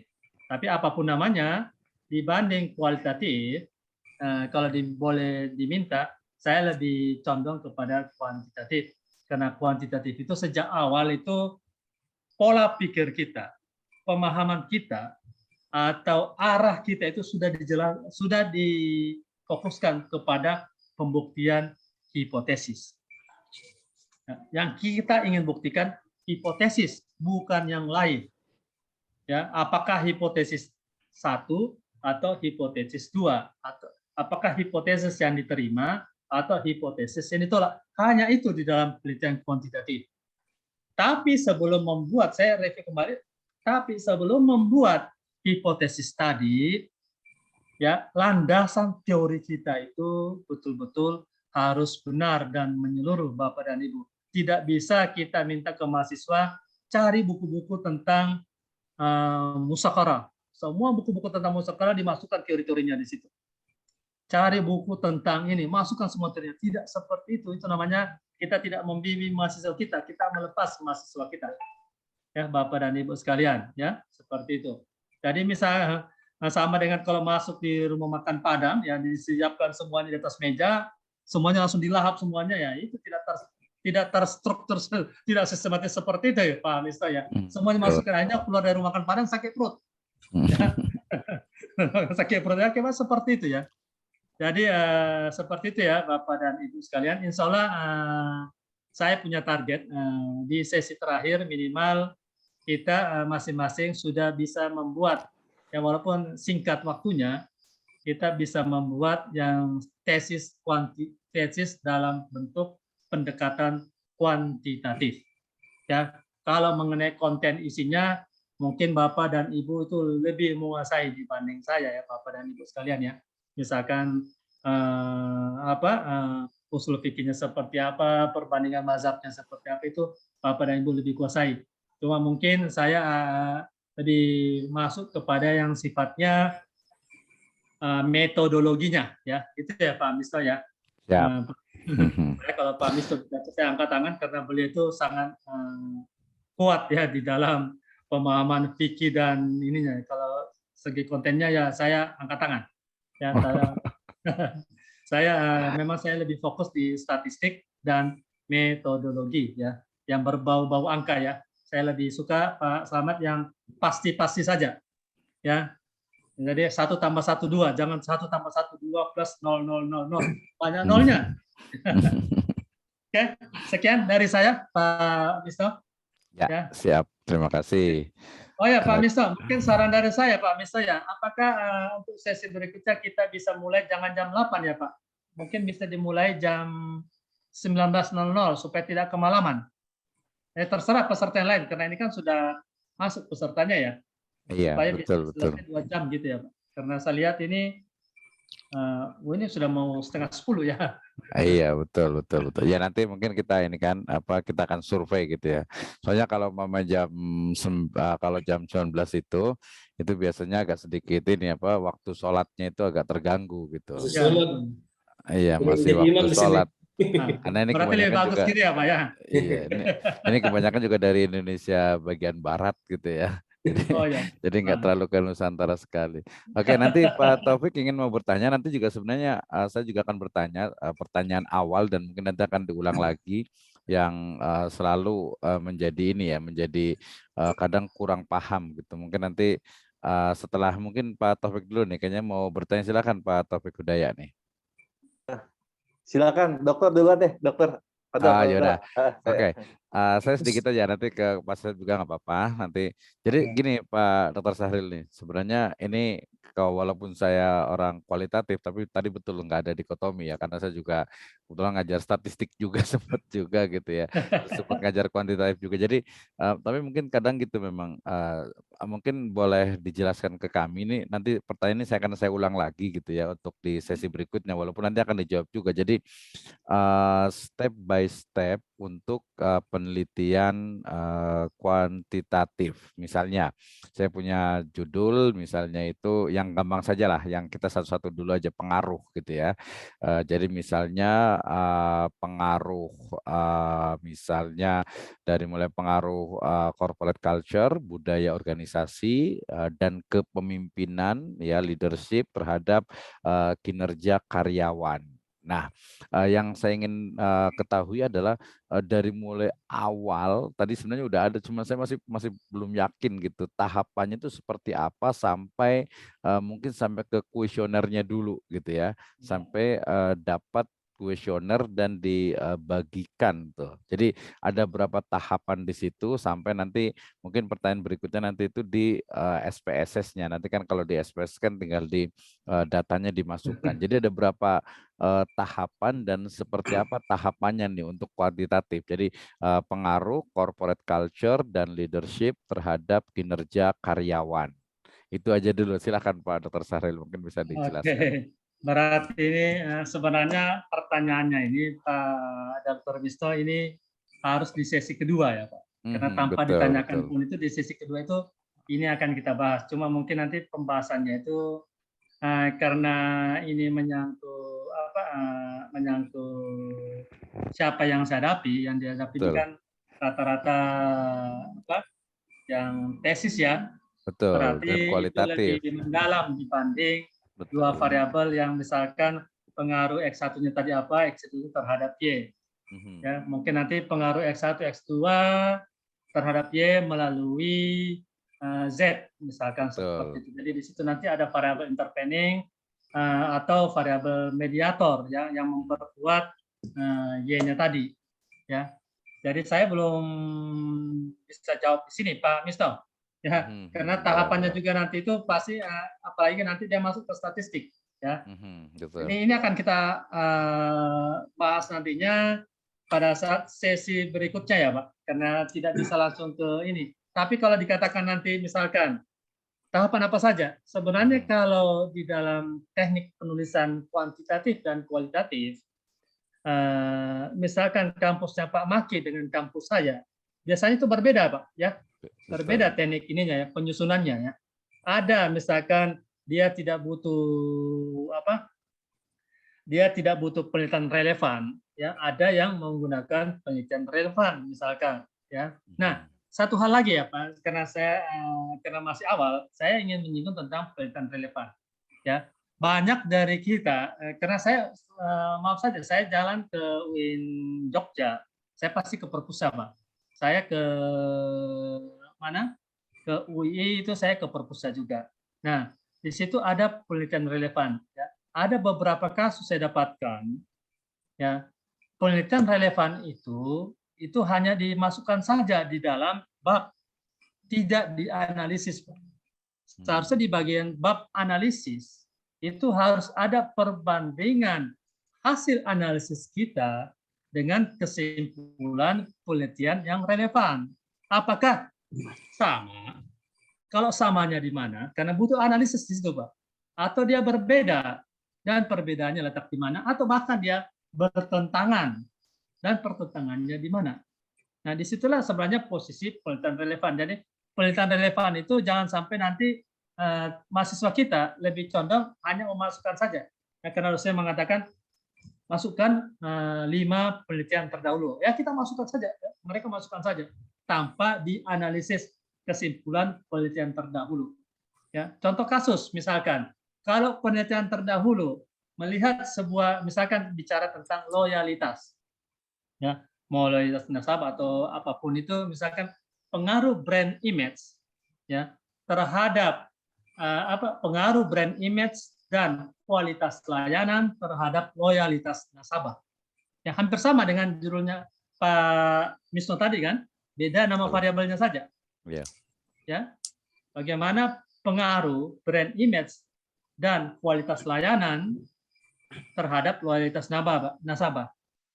Ya, tapi kalau di S1, S2 itu tidak cukup, Pak Misno ya. Harusnya kita tambahkan di situ variabel intervening yang memperkuat, ya. Misalkan pengaruh brand image dan kualitas layanan terhadap loyalitas nasabah melalui kepuasan nasabah, Pak. Ya, karena nasabah kalau sudah puas pasti dia loyal, ya, pasti dia loyal kalau dia sudah puas, Pak. Ya, apakah benar dia puas loyal? Nah, kita lihat di situ, Pak, pembuktian teori tersebut dengan penelitian kita. Ya, kalau yang Pak Miso sampaikan tadi itu ya. Kalau untuk kalau untuk skrip tesis mungkin kita tidak ini, Pak ya, dia harus ada variabel yang memoderasi atau malah memperkuat atau variabel intervening di dalamnya. Ya, untuk tahapan-tahapannya sama, Pak ya. Kalau tahapan secara umum untuk kuantitatif, ya yang pertama ya tentu latar belakang. Ya, latar belakang, sekali lagi latar belakang itu penjelasannya pun itu sifatnya deduktif, Pak. Ya, Pak Mister ya, latar belakang masalah itu sifatnya harus penjelasannya deduktif dari umum ke khusus. Makanya di bawah kalimat itu pasti ada kata-kata selalu berdasarkan latar belakang di atas, maka saya mengajukan judul bla bla bla, ya, karena dia sifatnya dari umum ke khusus, dia deduktif.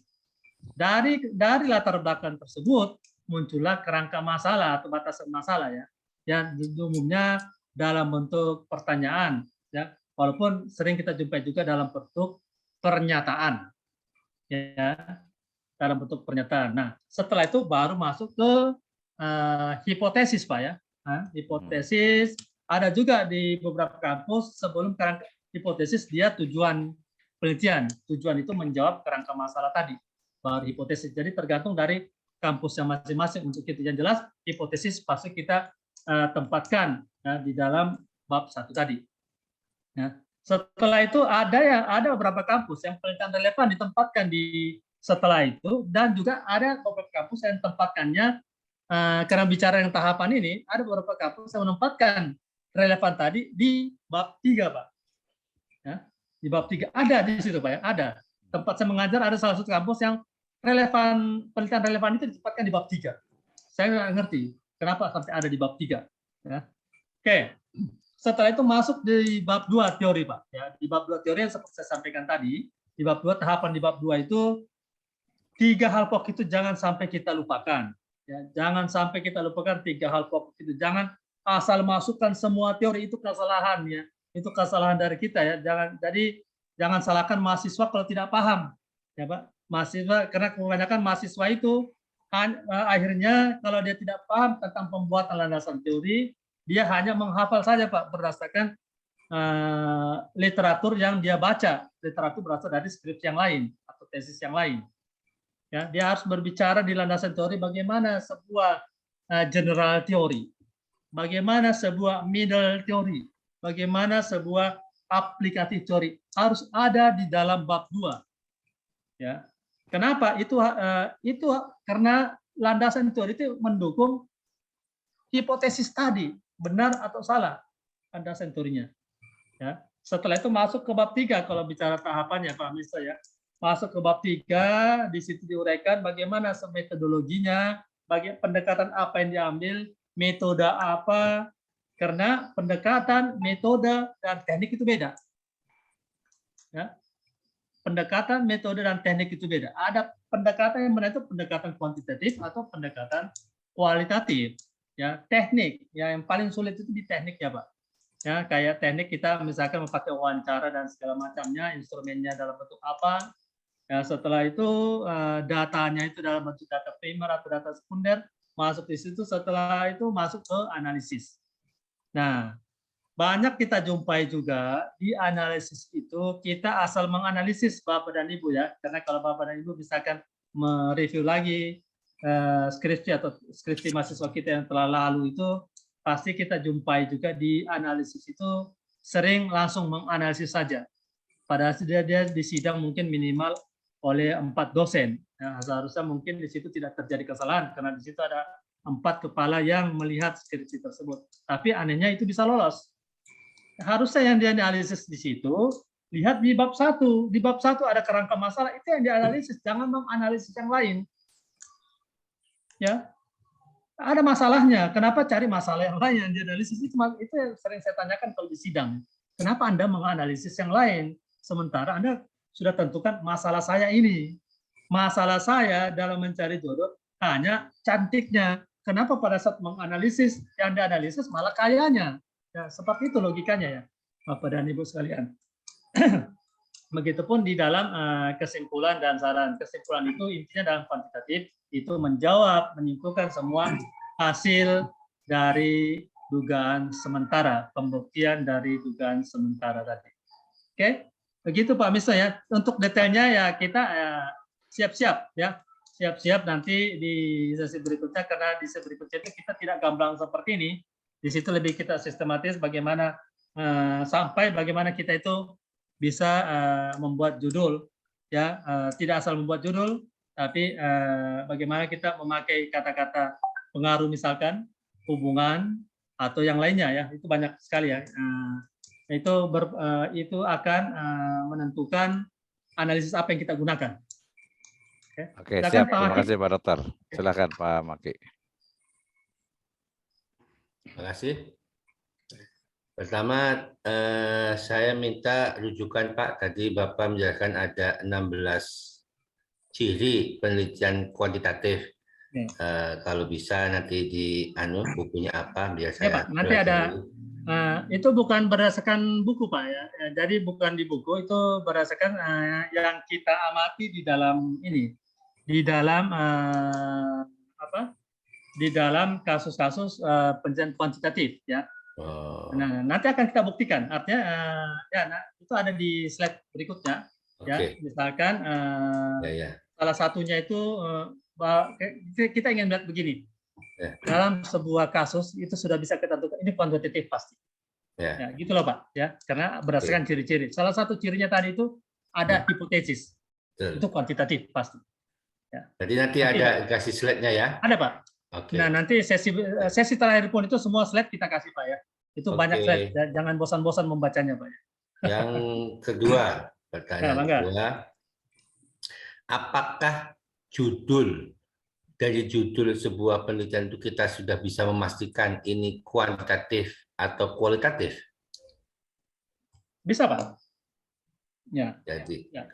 Jadi ada misal judul, kalau kata pengaruh itu pasti kuantitatif. Pasti Pak. Pengaruh. Pasti. Pengaruh apa terhadap apa gitu ya Pak. Ya, tapi di situ pun di dalam pengaruh itu pun itu nanti akan ada pertanyaan Pak, bukan hanya sampai situ pertanyaannya. Apakah itu butuh eksperimen atau tidak? Oh iya, ya pasti kuantitatif loh. Ya, pasti. Tapi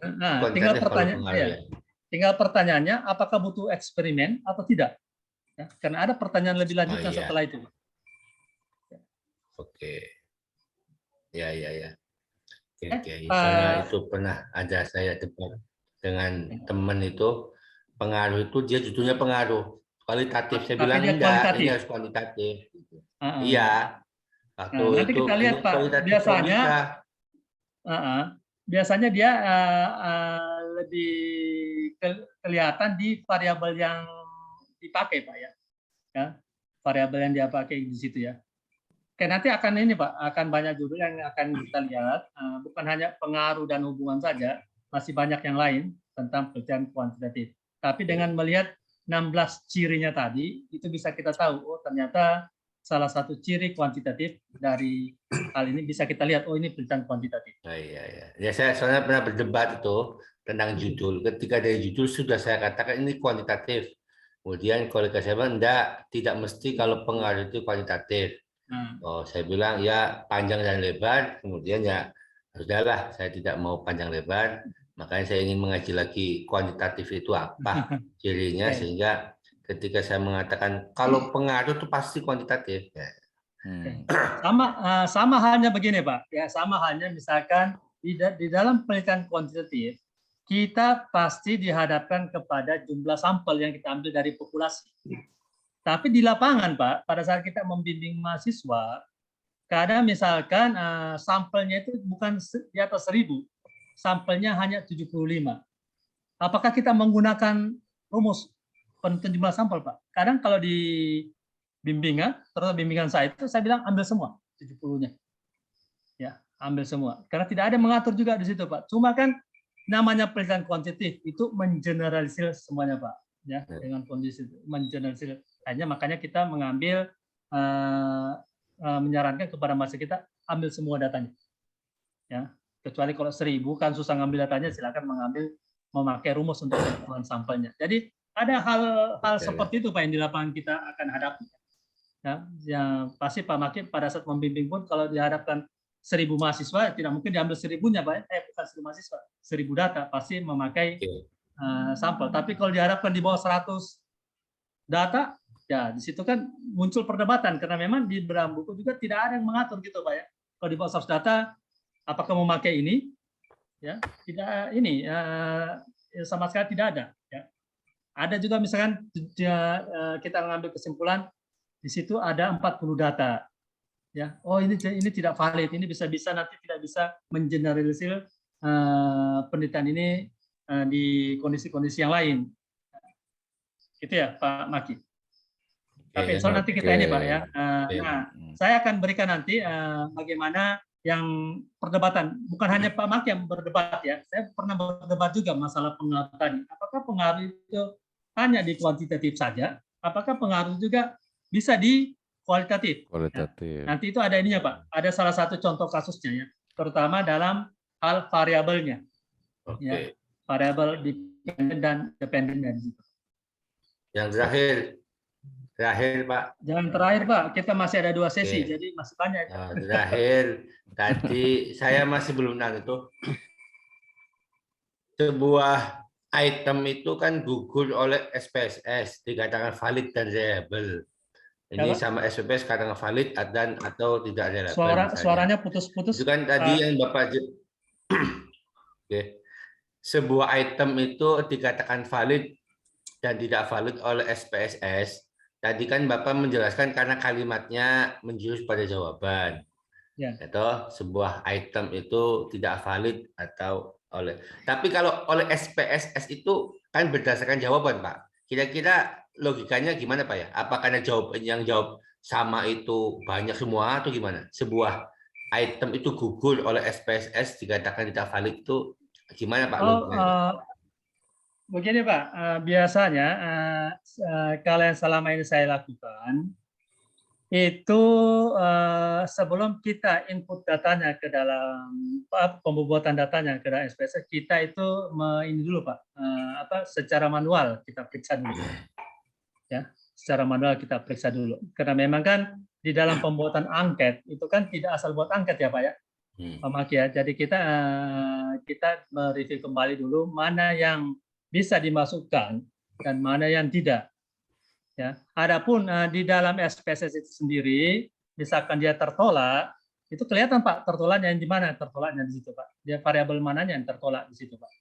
Ya, iya, makanya ada kasus misalnya saya melihat ada mengunci. Ini pernyataannya ini nggak sesuai, menurut saya sudah menuju ke jawaban, tapi ketika dimasukkan SPSS jawabannya valid gitu loh. Kan gitu ya? ada gitu. Tapi kan kalau ngelihat angka-angkanya valid, tapi ngelihat pernyataannya kok ragu saya. Apakah pernyataan menjawab apa yang diukur kan gitu kan? Kan kita, ini SPSS-nya mengatakan valid, tapi pernyataan di pikiran kita, pernyataan ini nggak valid nih. Makanya kan kita tidak pakai kalimat, tapi SPSS itu mengatakan valid dan tidak valid itu apa? Apa karena jawabannya sama semua? Dia nggak valid atau apa? Saya juga kadang-kadang bingung itu.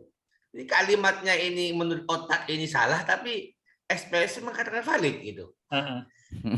Itu sering terjadi Pak. Ya makanya untuk lebih ini biasanya kita sebelum mahasiswa itu input kita periksa dulu sebagai dosen pembimbing Pak ya. Ya kalau kita pembimbing Pak, kalau kita penguji Pak, kita kan aneh juga itu maksudnya. Oke Pak, kita pindah ke Pak ini, ke Pak Taufik nih, silakan gantian Pak Taufik Hidayat. Dari tadi angkat tangan nih, pegel kayaknya. Oke, satu lagi Pak ya. Silakan terakhir Pak Taufik. Ya Pak Dokter. Kalau tidak bisa dijawab, kita jawab minggu depan tuh ya. Silakan. Ya Pak Dokter Syahril, ini terkait logika dan paradigma ya, terkait masalah kuantitatif dengan kualitatif. Saya tadi Pak Dokter sudah membahasnya dari sisi yang objektif sekali, tidak ada dikotomi ya. Karena saya punya basic dari kualitatif yang biasa di Islamic Studies, kemudian masuk ke Economic Islamic and Finance yang begitu sangat kuantitatif, sampai ketika berbicara di ekonomi, jurusan ekonomi bicara kualitatif kayaknya terlalu idealis gitu. Di Islamic Studies bicara kuantitatif karena mungkin para dosennya tidak mengerti ke itu, sehingga saling mengucilkan gitu. Nah ini pertanyaan saya yang nomor 1, Dokter, terkait ini sendiri antara kualitatif dengan kuantitatif. Misalkan seperti di teori, misalkan TRA, atau misalkan TAM, Acceptance Model, itu kan menjadi sebuah teori yang kualitatif, yang kemudian dikembangkan dengan case-case tadi yang kuantitatif ya. Nah, dan apakah memang akan seperti itu ketika untuk pengembangan yang dari awal itu selalu dia kualitatif kemudian menjadi sebuah teori. Bahkan Likert itu sendiri pun kan dia adalah kualitatif yang kemudian menjadi sebuah skala yang selalu membahas masalah kuantitatif itu. Apalagi ditambah ini Pak Dokter, seperti case misalkan menuju ke jurnal ilmiah ya. Kalau case study yang kelas-kelas kecil, kalau misalkan kelas-kelas yang kecil atau yang skupnya lebih kecil itu kan kurang menarik itu kalau dari kuantitatif. Kemudian juga misalkan kalau misalkan pakai kuantitatif, ya ini saya agak mau menyocokkan dengan pernyataan Pak Askaria, sempat ngikutkan ke satu bulan yang lalu. Kalau kuantitatif misalkan pakai data sekunder kurang menarik juga. Betul. Sehingga agar menjadi sebuah disebutnya Sinyalnya apa? Ya. bukan royalti, lawan dari royalti itu apa, dokter, saya lupa. Novelty. Nah, novelty itu apakah selalu melekat dengan kualitatif research ya, sehingga teorinya digunakan terus, kemudian dipakai kuantitatif gitu ya. Sehingga ini loh, novelty-nya ada gitu. Dan itu kan akan terpakai banget, manfaatnya terpakai banget tuh untuk orang-orang yang selanjutnya. Itu yang pertama, dokter. Kemudian yang kedua, dokter. Yang kedua saya lupa, mohon maaf, saya agak ngeblank. Tadi yang pertama aja, dokter, konsep paradigma. Ya, satu dulu aja. Ya, siap, satu Ini aja. unstable juga ini sinyalnya ya. Saya kurang ini Pak dari tadi ini. Yang saya terima ininya Pak Sesep, suaranya tadi tidak ini Pak. Ke saya tidak kedengaran ya, putus-putus ya. Suaranya tadi baik-baik saja Pak. Kalau misalkan ini boleh diulang lagi Pak, pertanyaan dipersingkat Pak. Pak Taufiknya silakan. Pak Taufik. Oh iya, iya. Oh ya, untuk ini sendiri Pak Dokter, ketika kita ingin diakui bahwa penelitian kita itu bermanfaatnya itu berkesinambungan, continue terus, digunakan terus. Kalau saya melihat bahwa teori-teori yang digunakan itu adalah kualitatif, kemudian case-case tadinya kuantitatif. Nah, agar kita punya novelty, gitu kan, apakah harus mengejar yang kualitatif atau kuantitatif pun bisa? Gitu. Apakah skupnya harus skup case study atau yang lebih besar agar kita dapat novelty dari setiap penelitian kita itu, seperti itu. Terima kasih. Oke Pak, saya udah tangkap Pak. Oke, ini suara saya jelas ya Pak ya? Jelas. Ya Pak, saya oke. Sebenarnya untuk novelty itu Pak ya, bisa kualitatif dapatnya, bisa dari kuantitatif. Contoh, tapi biasanya yang berdasarkan novelty yang saya dapatkan dulu di jenjang doktoral ya Pak, itu novel saya dapatkan misal saya meneliti kuantitatif bagaimana pengaruh sebuah brand syariah ya, brand syariah, layanan syariah terhadap loyalitas nasabah syariah ya Pak. Nah ternyata itu hasil dari kuantitatifnya sendiri itu sangat berpengaruh Pak ya, sangat berpengaruh. Tapi ada persentase ya yang sifatnya kualitatif yang saya dapatkan Pak ya, temuan ya, ternyata hampir sebagian 30-40% nasabah di bank syariah mereka menabung itu bukan karena misalkan ingin mendapatkan keuntungan ya, bukan karena kualitas layanan bank syariah itu bagus, bukan karena brand image syariah itu bagus, tapi lebih condong kepada ideologisasi ya, lebih condong kepada ideologisasi. Itu kan ideologisasi sifatnya kualitatif ya Pak ya. Ya, sifatnya kualitatif, sangat kualitatif. Jadi memang sebagai kita ini sebagai Islamic Study, kita memang harus hati-hati di sini Pak ya. Novelty saya kemarin seperti itu Pak ya. Ternyata di perbankan syariah ya, nah setelah saya menghitung secara detail karena menggunakan kuantitatif, ternyata ada temuan saya yang sifatnya kualitatif ya. Ya, hampir semua nasabah, karena hampir mendekati 40% Pak ya, 30-40% nasabah yang loyal ke bank syariah bukan karena bank syariahnya itu bagus, bukan Pak ya, bukan karena bank syariahnya itu misalkan terhindar dari riba, bukan juga Pak ya, bukan sama benar ya, karena mereka kan kebanyakan dari orang-orang yang tidak paham tentang akad-akad ya, tidak paham. Silakan Bapak dan Ibu ingin buktikan melalui penelitian, tidak paham tentang akad-akad. Ditanya tentang mudharabah dia bingung, apa itu mudharabah ya. Jangankan nasabahnya Pak, kadang juga di perbankan syariahnya pun, di lembaga keuangan syariah, SDM-nya juga itu kurang pelatihan syariah mungkin Pak ya. Jadi SDM-nya pun juga itu tidak bisa menjelaskan kepada nasabah-nasabahnya. Akhirnya novel yang saya dapatkan gitu, Pak. Ya, hampir 40% mereka mengatakan saya menabung itu bukan gara-gara terhindar dari riba, bukan gara-gara misalkan ya brandnya. Kalau melihat kualitas layanan BCA siapa yang kalah gitu ya Pak ya?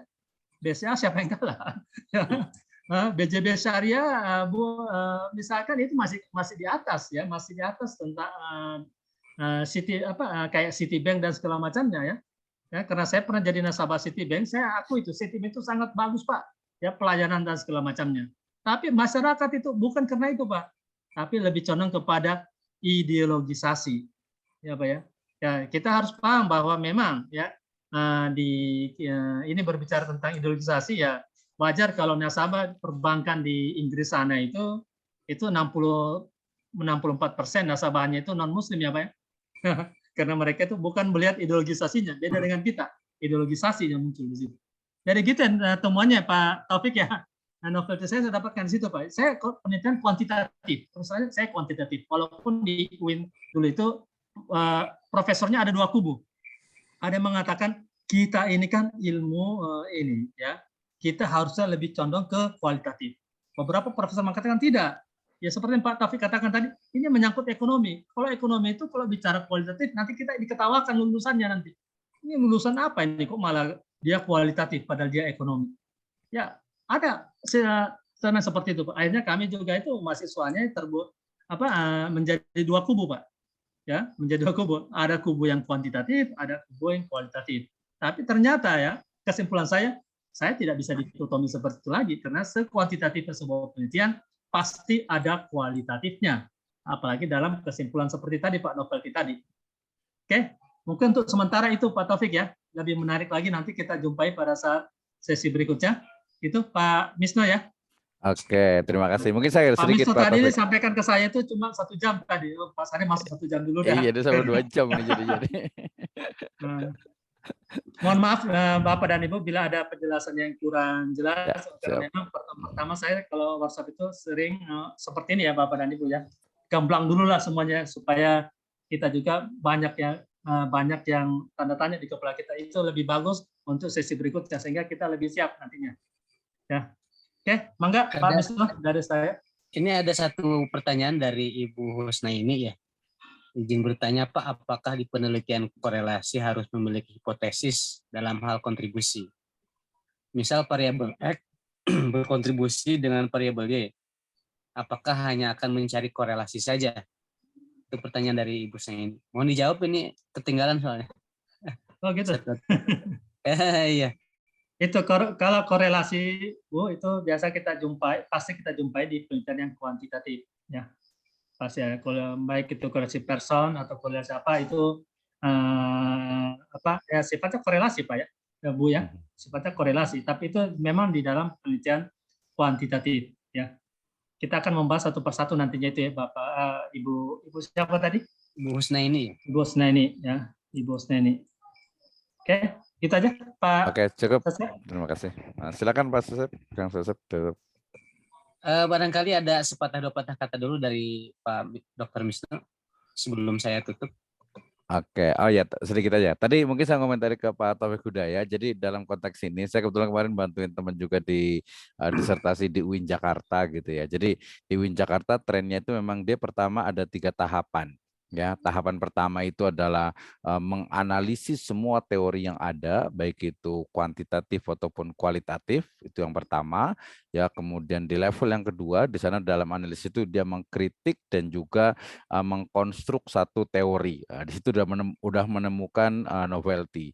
Nah, dari novelty itu, dari konstruk teori yang dia buat itu kemudian diuji cobakan atau diimplementasikan atau digunakan untuk menganalisis satu case di lapangan. Nah, ketika ternyata case di lapangan itu ternyata bisa digunakan teori itu, maka kemudian apa yang dia temukan di novel itu semakin kuat. Kemarin kebetulan saya membantu itu tentang pemberdayaan dari UMKM berbasis Makosyudu Syariah. Jadi pertama bicara tentang bagaimana teori-teori tentang pemberdayaan, kemudian juga teori-teori tentang makosid, termasuk juga makosid indeksnya.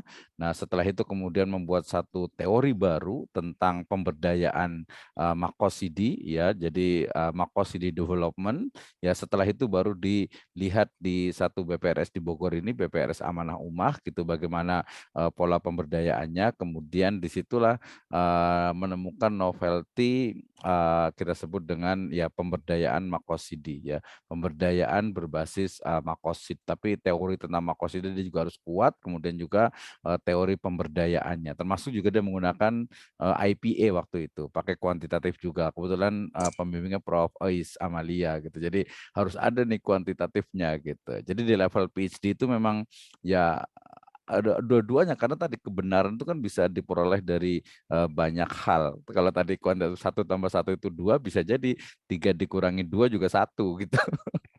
Itu orang kualitatif. Baik, terima kasih. Kita akan banyak diskusi lebih banyak. Kita tutup, saya udah lewat waktunya. Terima kasih. Silakan. Baik, kami mengucapkan terima kasih atas pemaparan yang disampaikan oleh Bapak Dr. Syahril. Sebetulnya saya sendiri memiliki banyak sekali pertanyaan, namun karena waktu juga yang membatasi. Dan tadi pertanyaan dari Pak Dr. Syahril mengenai bagaimana kalau minggu depan misalkan dimajukan waktunya sehingga akan lebih leluasa. Ini minta masukan dari ini, mumpung pesertanya masih pada ada nih Pak. Iya.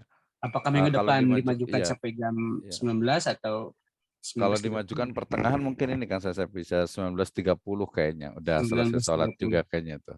Oh, baik. 19.30 nanti Pak Dr. Syahril langsung mulai, ya, sampai jam 9 udah bisa selesai tuh. Karena 1 jam setengah, tadi ada 1 jam. Baik, baik. Baik, sekali lagi saya mengucapkan terima kasih kepada para pembicara yang sangat berbobot. Kemudian tidak lupa saya juga mengucapkan terima kasih atas partisipasi dari para peserta. Semoga kajian kita kali ini dapat tidak hanya sekedar menjadi teori, tetapi lebih dapat kita terapkan dalam penelitian yang kita lakukan. Itu sebagaimana tadi tujuan yang ditanyakan oleh Pak Dr. Syahril.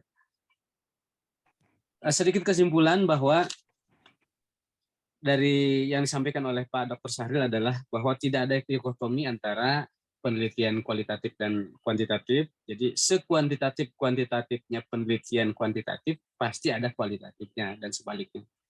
Itu saja yang dapat kami sampaikan. Sekali lagi semoga kajian ini bermanfaat. Kita tutup dengan sampai jumpa minggu depan jam 19.30.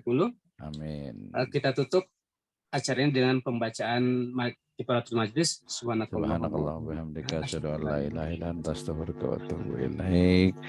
Dengan demikian berakhir acara. Saya mengucapkan mohon maaf atas kekurangan. Wassalamualaikum warahmatullahi wabarakatuh. Waalaikumsalam warahmatullahi wabarakatuh.